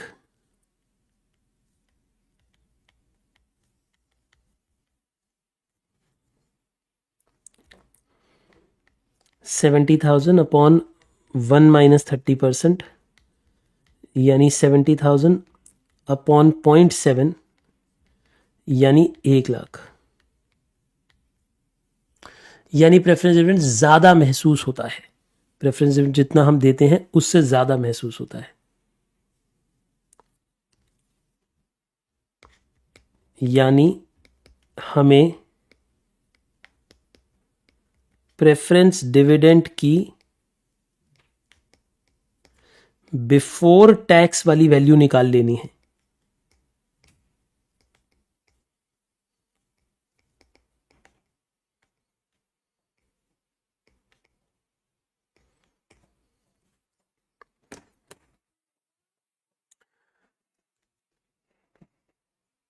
यानी हमें preference dividend की before tax वाली वैल्यू निकाल लेनी है। यानी अगर आज के बाद कोई आपसे पूछे कि प्रेफरेंस डिविडेंड अगर मुझे 70,000 पे करना है तो फील कितना होता है, तो आप बोलोगे क्या फील होता है? 1,00,000। फील कितना होता है? 1,00,000। क्योंकि भाई मेरी बात को समझो, अगर मेरे पास 1,00,000 होगा उसमें से 30,000 मैं सरकार को दूंगा, 70,000 प्रेफरेंस दूंगा, मेरे पास तो कुछ भी नहीं बचा। तो यानी 70,000 का प्रेफरेंस डिविडेंड देने के लिए मेरे पास 1,00,000 रुपया होना चाहिए। क्या ये बात आपको समझ आ रही है मैं क्या बोल रहा हूँ? रिपीट करो, यानी 70,000 रुपये का प्रेफरेंस डिविडेंड देने के लिए मेरे पास 1,00,000 रुपये होना चाहिए। वही बात है कि अगर मुझे अपने दोस्तों को 7 एप्पल खिलानी है तो मेरे पास 10 एप्पल होने चाहिए, क्योंकि पहले रास्ते में 3 एप्पल तो ड्रैगन खा जाएगा, तभी तो दोस्तों को 7 एप्पल जाएंगे। क्या मेरी बात आपको क्लियर हुई? अब आपको समझ आया मैंने बिफोर टैक्स वाला कंसेप्ट पहले क्यों पढ़ाया था? क्योंकि वो इधर कंसेप्ट अप्लाई होना था।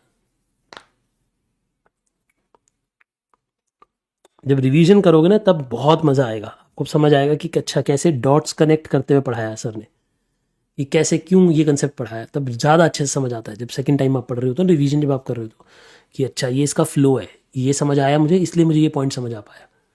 आप धीरे धीरे करके पॉइंट्स कनेक्ट करोगे।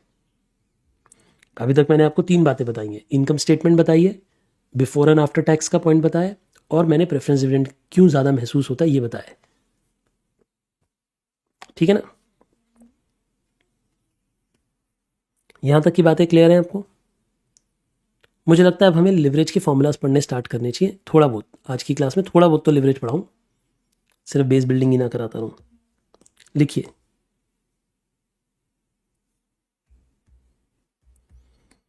ये ड्रैगन तो कोई भी खा लेगा। चलो, कंसेप्ट नंबर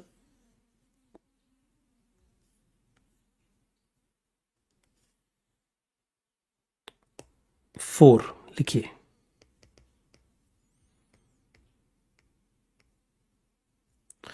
लिवरेजेस।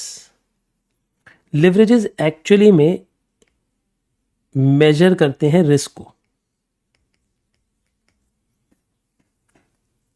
एक्चुअली में ये मेजर करता है रिस्क को। जितना अधिक रिस्क उसी प्रपोर्शन में रिटर्न। मैं रिपीट करता हूं, जितना अधिक रिस्क उसी प्रपोर्शन में रिस्क एंड रिटर्न दोनों चलते हैं। उसी प्रपोर्शन में रिस्क और रिटर्न दोनों चलते हैं वहां।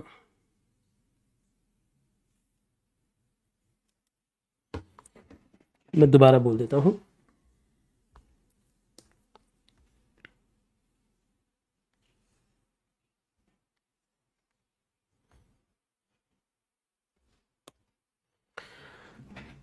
देखिए, पहले आएगा ऑपरेटिंग लिवरेज, फिर आएगा फाइनेंशियल लिवरेज, फिर आएगा कंबाइंड लिवरेज, जिसे टोटल लिवरेज भी कहते हैं।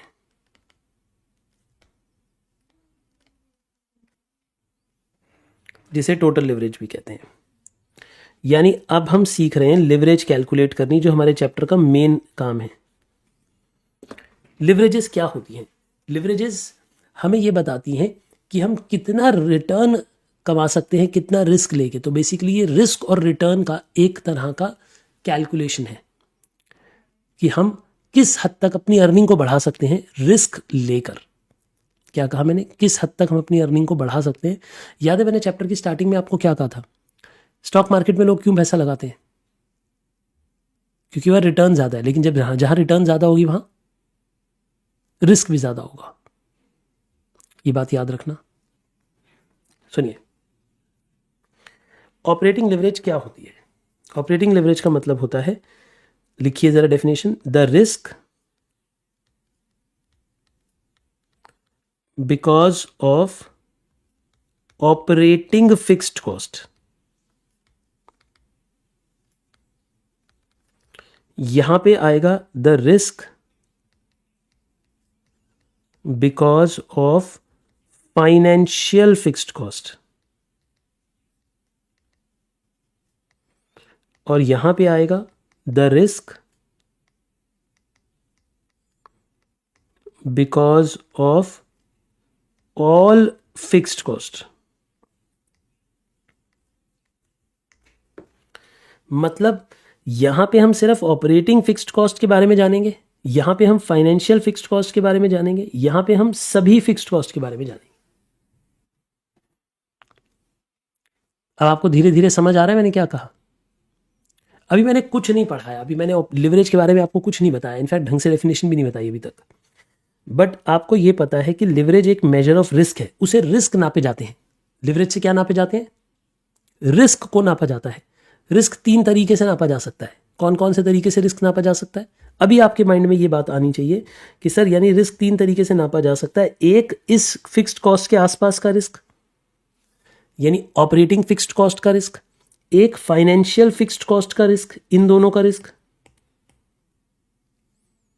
और तीसरा, इन दोनों का रिस्क, कंबाइंड रिस्क। तो हम 3 तरीके से जोखिम को पढ़ना चाहते हैं। जोखिम को पढ़ना चाहते हैं 3 तरीके से, रिस्क को पढ़ना चाहते हैं। कैसे? एक ऑपरेटिंग फिक्स्ड कॉस्ट के आसपास का रिस्क, एक फाइनेंशियल फिक्स्ड कॉस्ट के आसपास का रिस्क, और एक इन दोनों को मिलाकर रिस्क, कंबाइंड रिस्क। क्या ये बात क्लियर है? ये देखिए, ये लिवरेज की थियोरेटिकल बुक है हमारी। आपको जो थ्योरी बुक मिलेगी उसमें सभी चैप्टर्स कवर्ड हैं। तो इसमें यही बात हो रही है स्टार्टिंग में, बिजनेस रिस्क क्या होता है, फाइनेंशियल रिस्क क्या होता है।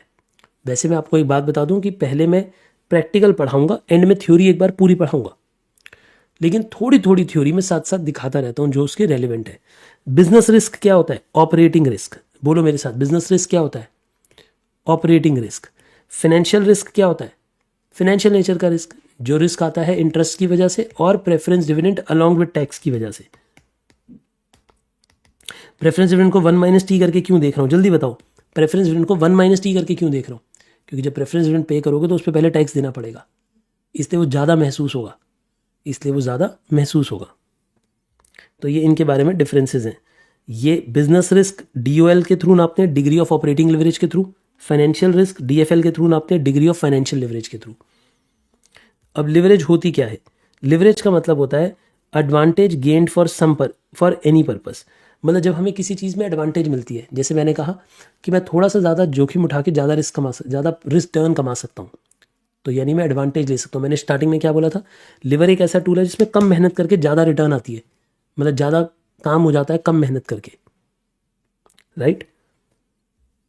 तो operating leverage, financial leverage, combined leverage क्या होती है, इनके बारे में यहाँ पे थियोरेटिकल डिस्कशन हो रखे हैं, बट अभी हम ये पढ़ेंगे। पर पहले हम वापस अपने नोट्स पे आते हैं। आपके मन में थोड़ा थोड़ा तो बैठने लगा है, बोलो थोड़ा थोड़ी बात बैठने लगी है। और अभी तक मैंने क्या क्या पढ़ा है, मैं ज़रा एक बारी में जल्दी से 2 मिनट के अंदर रिवाइज कराऊंगा पहले, फिर फॉर्मूला पे लेके जाऊंगा, थोड़ा रहस्य बनाऊंगा आपके जीवन में। जल्दी बताओ अभी तक हमने क्या पढ़ा है। मैं इधर लिख रहा हूँ, उसमें मैं जानबूझ के एक गलती करूंगा, आपने पहचानना है कहाँ गलती करी मैंने। जल्दी जल्दी ध्यान से देखना, एकदम फुल ध्यान से देखना, देखोगे। देखो, सेल्स में से गई वेरिएबल कॉस्ट बची, कंट्रीब्यूशन माइनस हो गई, फिक्स्ड कॉस्ट बची ईबीआईटी में से चली गई इंटरेस्ट जाने के बाद बचा अर्निंग बिफोर टैक्स, माइनस चल गई टैक्स में से माइनस हो गया इक्विटी डिविडेंड, और उसमें से बाद आ गया आपके पास, बताओ नहीं, कहाँ गलती करिए। इक्विटी डिविडेंड पहले नहीं आता सर, पहले आता है प्रेफरेंस डिविडेंड। पहले कौन आता है, प्रेफरेंस डिविडेंड आता है, गुड। तो यहाँ पे आना चाहिए था अर्निंग आफ्टर टैक्स, यहाँ पे क्या आना चाहिए था, अर्निंग आफ्टर टैक्स, और अर्निंग आफ्टर टैक्स में से क्या माइनस होना चाहिए था, प्रेफरेंस डिविडेंड। फिर आता EAES, यानी ये वो पैसा है जो इक्विटी शेयर होल्डर्स को मिलेगा। EAES मतलब earning available to equity shares. अच्छा, इसके बाद मैंने आपको ये बताया कि अगर कभी भी कोई बिफोर टैक्स वाला अमाउंट हो तो उसे 1 - T कर देना, वो आफ्टर बन जाएगा। और अगर कोई भी आफ्टर वाला अमाउंट हो तो उसे 1 - T से डिवाइड कर देना, वो बिफोर बन जाएगा। ये बात भी याद आ गई। फिर मैंने आपको एक बात बताई कि जो प्रेफरेंस शेयर होते हैं वो दिल पे ज़्यादा चोट लगाते हैं, क्योंकि प्रेफरेंस शेयर्स के ऊपर पहले टैक्स जाता है। सर प्रेफरेंस शेयर पर टैक्स तो जाता ही नहीं, बेटा एक तरीके से देखो तो प्रेफरेंस शेयर पे ही टैक्स जाता है। मैं जो अपने दोस्तों के लिए 7 एप्पल लेके जाऊँगा तो उन्हें पता है क्या बोलूँगा, तुम्हारी वजह से 10 एप्पल लगे हैं। क्यों ऐसा बोलूँगा मैं उन्हें, वो बोलेंगे हमें तो तुमने 7 एप्पल ही दिए हैं, लेकिन बेटा तुम्हारे को 7 एप्पल देने के लिए पहले ड्रैगन को 3 एप्पल देकर आना पड़ा। इसलिए प्रेफरेंस शेयर्स को बताना पड़ेगा कि तेरे को 70,000 का प्रेफरेंस डिविडेंड देने के लिए मेरी जेब से 1 लाख रुपए की नुकसान हुआ है, क्योंकि मेरा पहले 30,000 रुपये का टैक्स भी गया है।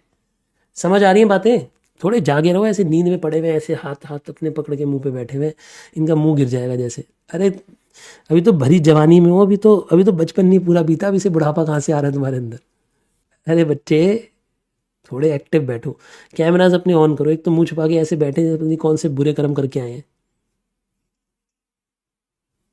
चलो ये बातें हमने कर ली हैं, अब हम बात करते हैं लिवरेज के फॉर्मूलाज की। आइए आपको एक ब्रह्मास्त्र देता हूं, पता है कैसे लिवरेज निकलती कैसे है, ध्यान से सुनना। ये हिंदी की लाइन बोल रहा हूं, कहीं लिखवाऊंगा नहीं। फिक्स्ड कॉस्ट देने से पहले वाला पैसा डिवाइडेड बाय फिक्स्ड कॉस्ट देने के बाद वाला पैसा। बोलना ये लाइन, लिवरेज का सिर्फ एक ही फॉर्मूला है, तीनों के लिए एक ही फॉर्मूला है। फिक्स्ड कॉस्ट देने से पहले वाला पैसा डिवाइडेड बाय फिक्स्ड कॉस्ट देने के बाद वाला पैसा। सर मुझे तो फॉर्मूला समझ आ गया, यानी sir degree of operating leverage कैसे आएगा, इसे बोलते हैं डिग्री ऑफ ऑपरेटिंग लिवरेज। इसको प्यार से हम पुकारेंगे DOL। DOL पता है कैसे आएगा, देखो फिक्स्ड कॉस्ट देने से पहले वाला पैसा, फिक्स्ड कॉस्ट देने से पहले वाला पैसा कौन था, आप मुझे बताओ फिक्स्ड कॉस्ट देने से पहले वाला पैसा कौन सा था? कंट्रीब्यूशन। फिक्स्ड कॉस्ट देने के बाद वाला पैसा कौन सा था? ईबीआईटी। तो फॉर्मूला बन गया contribution by EBIT.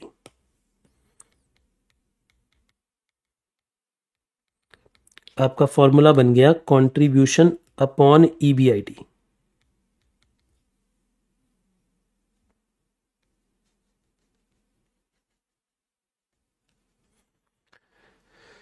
Contribution by EBIT.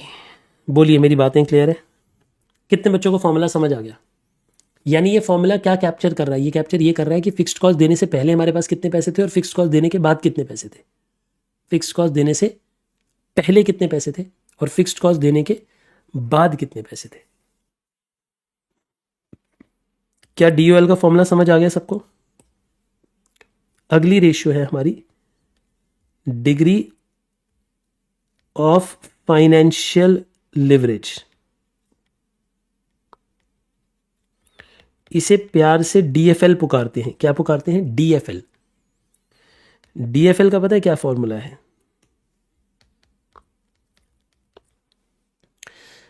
Financial fixed cost देने से पहले वाला पैसा। बताओ, फाइनेंशियल फिक्स्ड कॉस्ट देने से पहले वाला पैसा कौन सा था?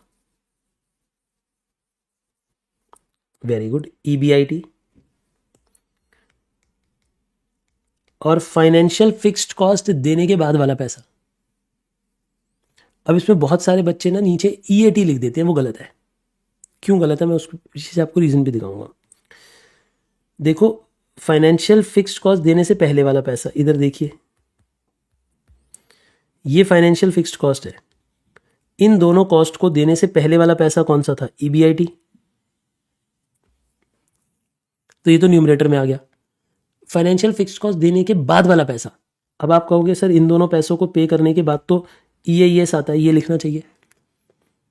नहीं बेटा, क्योंकि इसमें तो फिर टैक्स पूरा जा रहा है ना, हमें पूरे टैक्स की चिंता थोड़ी ना है। इस अमाउंट में से तो फुल अमाउंट ऑफ टैक्स चला गया, हमें पूरे टैक्स की तो चिंता ही नहीं है। इसलिए इस फॉर्मूला को मॉडिफाई करना पड़ेगा। हम ये लिखेंगे कि देखो, ईबीआईटी में से इंटरेस्ट को हटा दो और प्रेफरेंस डिविडेंड को हटा दो अलॉन्ग विद टैक्स। खाली प्रेफरेंस डिविडेंड वाले टैक्स की चिंता है ना, मुझे पूरी कंपनी के टैक्स की चिंता थोड़ा है। मुझे तो सिर्फ उस टैक्स की चिंता है जो प्रेफरेंस डिविडेंड पे दिया गया है। तो ध्यान से समझो इस फॉर्मूला में क्या किया है। बहुत सारे बच्चे ना ये इनकम्प्लीट फॉर्मूलाज पढ़कर जाते हैं, बहुत बच्चे, मतलब मुझे नहीं समझ आता, क्योंकि ये समझाना टफ है। यहाँ तक पहुँचाने के लिए मेरे को 1 घंटा लगा है। आपको ईमानदारी से बताऊँ, मैं पिछले 1 घंटे से सिर्फ इस फॉर्मूले के लिए मेहनत कर रहा हूँ कि मैं बच्चे को ये फॉर्मूला समझा सकूँ। ध्यान से सुनिए, आराम से सुनिए। फाइनेंशियल फिक्स खर्चा देने से पहले पैसा था ईबीआईटी, ये तो क्लियर है। फाइनेंशियल फिक्स कॉस्ट देने से पहले वाला पैसा हमारा था ईबीआईटी, ये तो क्लियर है, ठीक है। लेकिन फाइनेंशियल फिक्स कॉस्ट देने के बाद कौन सा पैसा था हमारे पास? देखिए, इसमें से इंटरेस्ट दिया, ये भी एक फाइनेंशियल फिक्स्ड कॉस्ट थी, और preference dividend along with tax दिया, ये भी एक फाइनेंशियल फिक्स्ड कॉस्ट थी। तो इस अमाउंट में से इन दोनों को माइनस कर दो, अपने आप फाइनेंशियल फिक्स्ड कॉस्ट देने के बाद वाला पैसा आ जाएगा। क्या सर उस अमाउंट को हम ईएईएस नहीं कह सकते? नहीं बेटा, ईएईएस नहीं कह सकते, क्योंकि ईएईएस में तो फुल टैक्स माइनस हुआ होगा, पूरी कंपनी का टैक्स माइनस हुआ होगा। क्या मुझे पूरी कंपनी के टैक्स को फिक्स्ड कॉस्ट मानना है? नहीं, मुझे सिर्फ इंटरेस्ट को फाइनेंशियल फिक्स्ड कॉस्ट मानना है, और प्रेफरेंस डिविडेंड उसके टैक्स के साथ, जो उस पैसे पे, उस 70,000 वाले टैक्स पे, पूरी कंपनी का टैक्स से मुझे क्या लेना देना। क्योंकि अगर आप ईएईएस लिख देते हो नीचे, तो आप तो पूरी कंपनी का टैक्स लिख रहे हो, पूरी कंपनी का टैक्स माइनस कर दिया, वहां गलती हो जाएगी। इसलिए यही फॉर्मूला यूज करना है। क्या ये दोनों फॉर्मूले समझ आ गए? पक्की बात है, समझ आ गया? आगे देखिए, तीसरा है डिग्री ऑफ कंबाइंड लिवरेज। इसे प्यार से डीसीएल बोलते हैं, डीसीएल। कभी कभी इसे डीओएल भी बोलते हैं, डिग्री ऑफ ओवरऑल लिवरेज। समझ जाओगे ना, ओवरऑल भी मतलब कंबाइंड ही है। डीसीएल, ये पता है कैसे आता है? ये बड़ा आसान है। डीसीएल आता है जब आप डीओएल इंटू डीएफएल कर देते हो, मल्टीप्लाई करके, इन दोनों को मल्टीप्लाई करके। डीसीएल कैसे आता है? डीओएल इंटू डीएफएल, ठीक है ना। आप में से जिन बच्चों ने कभी प्रोबेबिलिटी पढ़ी हो, प्रॉबिलिटी पढ़ी है कभी आपने ज़िंदगी में अपनी? शायद 11th-12th में भी पढ़ी होगी, 9th-10th में भी पढ़ी होगी, वरना फाउंडेशन में भी पढ़ी होगी, है ना? अगर आपने प्रॉबिलिटी पढ़ी हो तो प्रॉबिलिटी में एक वर्ड आता है, प्रॉबिलिटी के अंदर एंड और डिफाइन करते हैं वो लोग। एंड और कितने बच्चों को याद है? जब प्रॉबिलिटी डिफाइन की जाती है तो ऐसे लिखा जाता है कि अगर दो चीज़ों के बीच में एंड है कि दिस एंड दिस, तो हम क्या करते हैं? उन दोनों के बीच में मल्टीप्लाई कर देते हैं। और अगर कभी दो टर्म्स के बीच में और होता है तो हम प्लस कर देते हैं। याद है आपको? एंड का मतलब होता है मल्टीप्लाई करना, और का मतलब होता है प्लस करना। कितने बच्चों को याद है? फाउंडेशन में सिखाई जाती है ये बात। यही बात यहां अप्लाई हो रही है। एक बात बताओ, कंबाइंड लिवरेज का मतलब क्या है? कंबाइंड लिवरेज का मतलब है degree of operating leverage and degree of financial leverage. And का मतलब क्या होता है? मल्टीप्लाई। जब दो अलग अलग टर्म्स होती हैं तो उनके बीच में एंड का मतलब होता है मल्टीप्लाई करना। तो इसलिए हमें इन दोनों को मल्टीप्लाई करके आंसर आ रहा है। क्योंकि आप मुझसे ये पूछोगे ना, सर प्लस करके क्यों नहीं आ रहा, मल्टीप्लाई करके क्यों आ रहा है? क्योंकि इन दोनों की डेफिनेशन में एंड है। मतलब डिग्री ऑफ कंबाइंड लिवरेज का मतलब है financial leverage and operating leverage, दोनों लिवरेज को एंड किया है। एंड मतलब इसने मल्टीप्लाई किया है। अच्छा, अब इन दोनों को भी मल्टीप्लाई करो। एक बात बताओ, अगर इन दोनों फॉर्मूलाज को मल्टीप्लाई करूंगा तो ईबीआईटी से ईबीआईटी कट जाएगा? जल्दी बोलो। अगर मैं इन दोनों फॉर्मूलाज को मल्टीप्लाई करूंगा तो ईबीआईटी से ईबीआईटी कट जाएगा, हाँ या ना? जल्दी बोलो। तो क्या आंसर आएगा? डीसीएल का आंसर आएगा contribution upon EBIT minus interest minus preference dividend upon 1 minus T, upon 1 minus T. यहां तक क्लियर हो गया? आइए मैं इसे थोड़ा शॉर्ट में लिखवाता हूं आपको।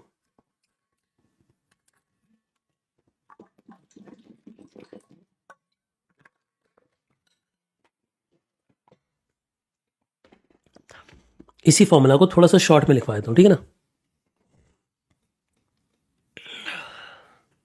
देखिए,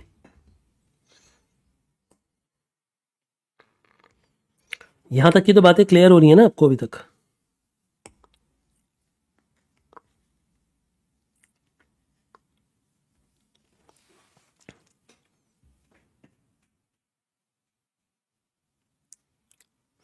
ध्यान दीजिए, अगर किसी क्वेश्चन में आप इसे ऐसे लिखा हुआ देख लें, इसी का एक और रूप लिखो डीएफएल का, क्या मैं इसे ऐसे लिख सकता हूं? देखो, फाइनेंशियल फिक्स्ड कॉस्ट देने से पहले वाला पैसा। अब ईबीआईटी में से इंटरेस्ट चला जाएगा तो क्या बचेगा? सोच के बताओ। ईबीआईटी में से जब इंटरेस्ट चला जाएगा तो क्या बचेगा? ईबीटी।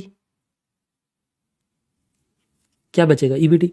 तो कहीं लोग इसे लिख देते हैं EBT minus preference dividend upon 1 minus T.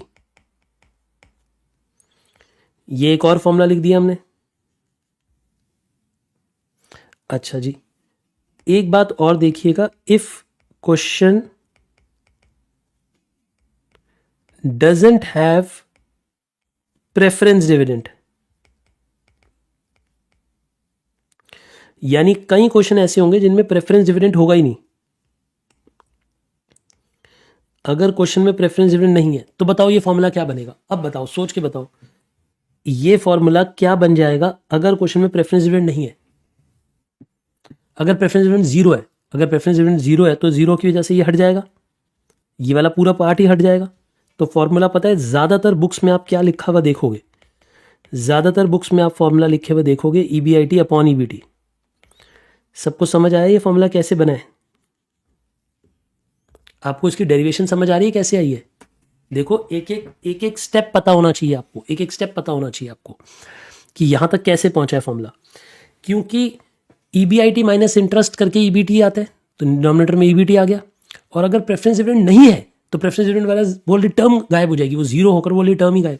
अगर प्रेफरेंस डिविडेंड नहीं है क्वेश्चन में, वो जीरो है, यानी अगर वो टर्म ही जीरो है तो ये वाली टर्म ही हट जाएगी। जब ये टर्म हट जाएगी तो ईबीआईटी अपॉन ईबीटी फॉर्मूला बचेगा। बहुत सारी जगह सिर्फ पढ़ाया यही जाता है, आधा ही फॉर्मूला पढ़ाया जाता है, पूरा फॉर्मूला पढ़ाते ही नहीं बच्चों को। और एग्जाम में अगर प्रेफरेंस डिविडेंड आ जाए तो बच्चा ढेर हो जाता है फिर। मतलब कई कई टीचर्स भी कम पढ़ा रहे हैं, गलत पढ़ा रहे हैं, आधा पढ़ा रहे हैं। बेटा आपको यही याद होना चाहिए, आपको ये पूरे फॉर्मूले याद होने चाहिए। समझ आ गया आपको मैंने क्या कहा? पक्की बात है? याद करो इन्हें एक बार, याद करके लास्ट पेज पे लिखो।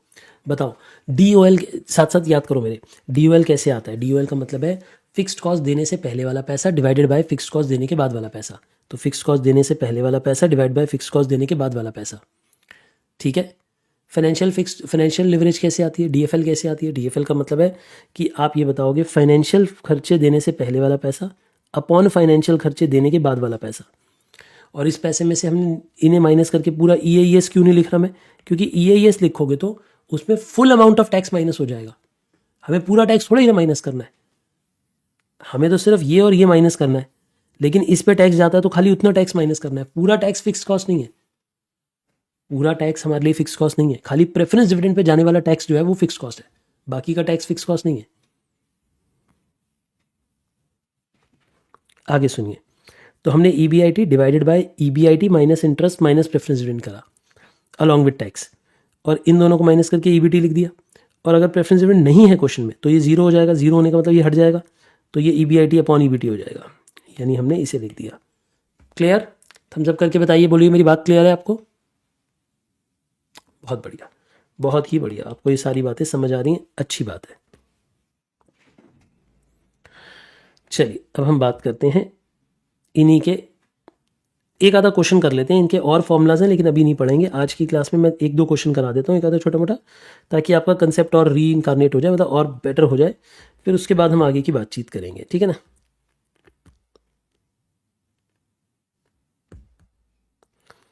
मुझे एक आधा क्विक क्वेश्चन कराने दो आप पहले, ठीक है? तैयार हो ना आप क्विक क्वेश्चन के लिए? बहुत बढ़िया। जैसे कि पहले तो ये देखो,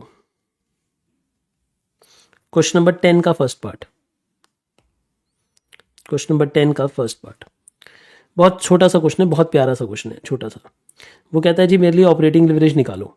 हमें सेल दी हुई है, हमें वेरिएबल कॉस्ट की परसेंटेज दी हुई है, फिक्स्ड कॉस्ट दी हुई है। बताइए क्या होगा? 10th का फर्स्ट पार्ट।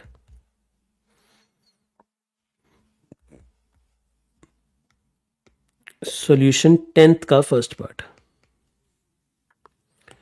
सबसे पहले हम इनकम स्टेटमेंट बनाते हैं।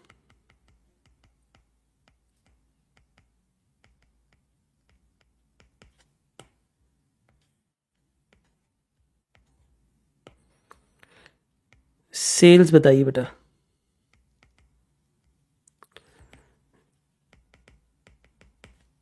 कितनी सेल थी? 50,000।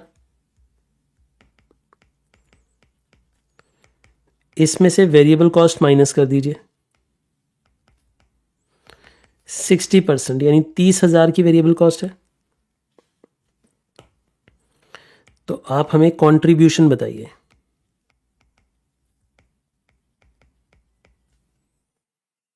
ये बात भी क्लियर हो गई आपको? सेल्स में से वेरिएबल कॉस्ट माइनस हो गई, कंट्रीब्यूशन बची। अब कंट्रीब्यूशन में से फिक्स्ड कॉस्ट माइनस कर दीजिए,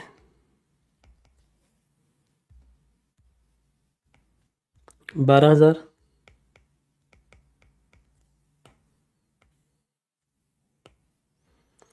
तो आपके पास earning before interest and tax कितनी बचेगी? 8,000।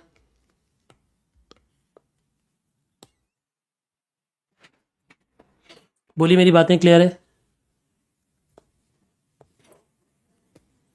कोई डाउट तो नहीं है जी? जल्दी बताइए आप, इतना यहां तक की बात क्लियर है? अब आप मुझे बताइए DOL का फॉर्मूला क्या होता है? DOL का फॉर्मूला होता है कंट्रीब्यूशन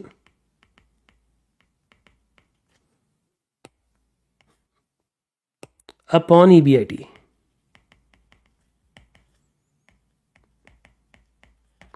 बीस हजार अपॉन 8,000, तो इसका आंसर आ गया 2.5। 2.5 टाइम्स हमारा DOL है। बोलिए जल्दी से, इतनी बात क्लियर है आपको?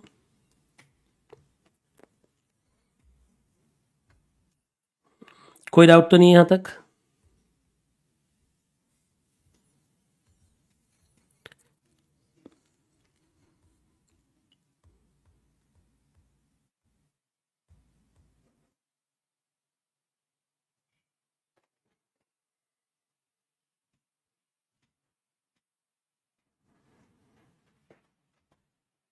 चले जी हम आगे इसी का सेकंड पार्ट करते हैं। चलिए देखिए, अब वो कहता है जाओ मेरे लिए फाइनेंशियल लिवरेज निकाल के लाओ। नेटवर्थ दे रहा है, नेटवर्थ। नेटवर्थ इक्विटी को बोलते हैं बेटा। नेटवर्थ किसे बोलते हैं? इक्विटी को। ठीक है जी। बेसिकली नेटवर्थ का मतलब होता है इक्विटी प्लस प्रेफरेंस, बट जब क्वेश्चन में प्रेफरेंस होता नहीं तो हम उसी को इक्विटी मान लेते हैं। तो ये हमारी इक्विटी है बेसिकली। और वो कहता है डेट बाय इक्विटी 3:1 है। बेटा एक बात बताइए, अगर मुझे ये बात पता है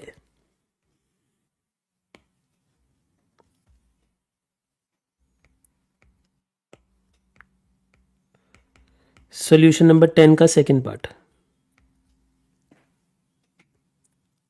ध्यान दीजिए। अगर मैं आपको ये कहूं कि नेटवर्थ 25 लाख है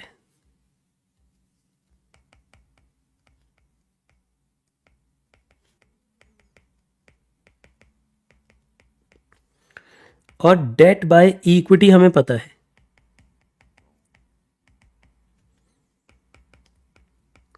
डेट बाय इक्विटी 3/1 है, और अगर इक्विटी 25 लाख की पता है हमें, ये इक्विटी 25 लाख की पता है, तो डेट कितने की हो जाएगी? यानी हमें ये बात पता लग गई ना कि डेट अपॉन 25 लाख रुपया इज इक्वल टू 3/1। तो डेट कितने की हो गई? डेट 75 लाख की हो गई। यहां तक क्लियर हो गई आपको बातचीत?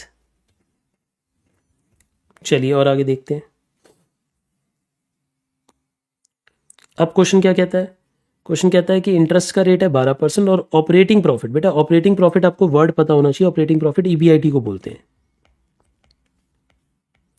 ये वर्ड ना धीरे धीरे करके आपको याद होने लगेंगे कि किसको क्या बोलते हैं। ईबीआईटी ऑपरेटिंग प्रॉफिट को बोलते हैं। ईबीआईटी किसे बोलते हैं बेटा? ऑपरेटिंग प्रॉफिट को ही ईबीआईटी बोलते हैं। तो क्वेश्चन ने हमें ईबीआईटी दे रखा है। तो यानी अगर हम इनकम स्टेटमेंट बनाएं तो ये इनकम स्टेटमेंट स्टार्ट ही सीधा कहां से होगी? ईबीआईटी से होगी, क्योंकि हमें ईबीआईटी पता है। ईबीआईटी 20 लाख रुपए की पता है। इसमें से इंटरेस्ट माइनस करिए। ईबीआईटी में से क्या माइनस हो जाता है? इंटरेस्ट। आपको समझ आ रहा है? मैं दोबारा बोलता हूं, अभी तक का क्वेश्चन दोबारा बोलता हूं, ध्यान दीजिए। क्वेश्चन ने हमें यह कहा कि हमारी नेटवर्थ 25 लाख है, यानी 25 लाख की इक्विटी है। भूमिका समझ आ रहा है बेटा आपको? अगर आपकी इक्विटी 25 लाख की है बेटा, तो आप इक्विटी को यहां रख दोगे। यहां पे अगर 25 लाख रख देते हो तो 25 लाख उधर जाके मल्टीप्लाई होके 3 से मल्टीप्लाई होके 75 लाख डेट बना देगा। तो डेट 75 लाख की है। डेट क्यों निकालनी है? क्योंकि डेट से ही इंटरेस्ट निकलेगा। डेट क्यों निकालनी है? क्योंकि डेट से ही इंटरेस्ट निकलेगा। ठीक है ना? तो ये आपको इंटरेस्ट पता है। तो 75 लाख का 12%, 75 लाख का 12%, तो कितना हो गया बेटा? ये मल्टीप्लाई करो। कैलकुलेटर कहाँ गया हमारा? वैसे ही कर देते हैं, चलो 9 लाख हो जाएगा शायद। अभी से माइनस करिए। अब आपके पास अर्निंग बिफोर टैक्स कितना आया? 11 लाख।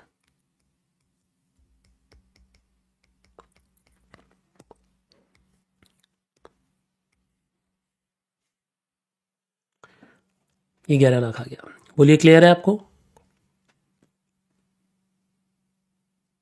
कोई दिक्कत तो नहीं है?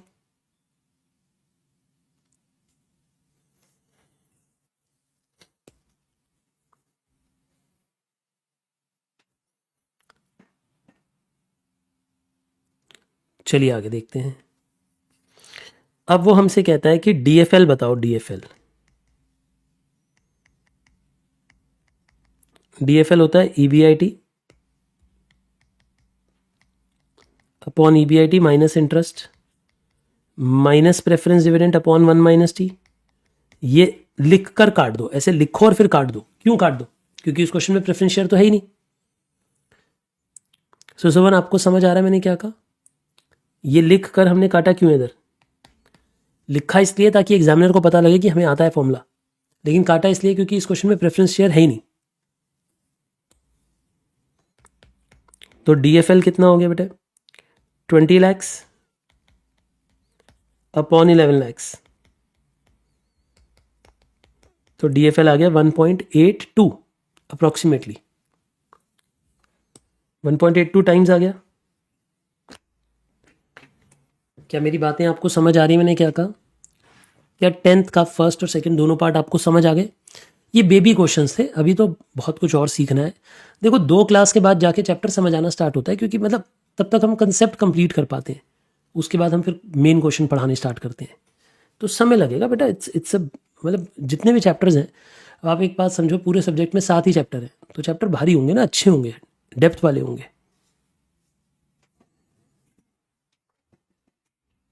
प्रैक्टिकल 7 है, 2 थियोरेटिकल भी है, टोटल 9 चैप्टर्स हैं आपके। यहां तक क्लियर है आपको? हम सब करके इंडिकेट करिए, बोलिए हाँ या ना।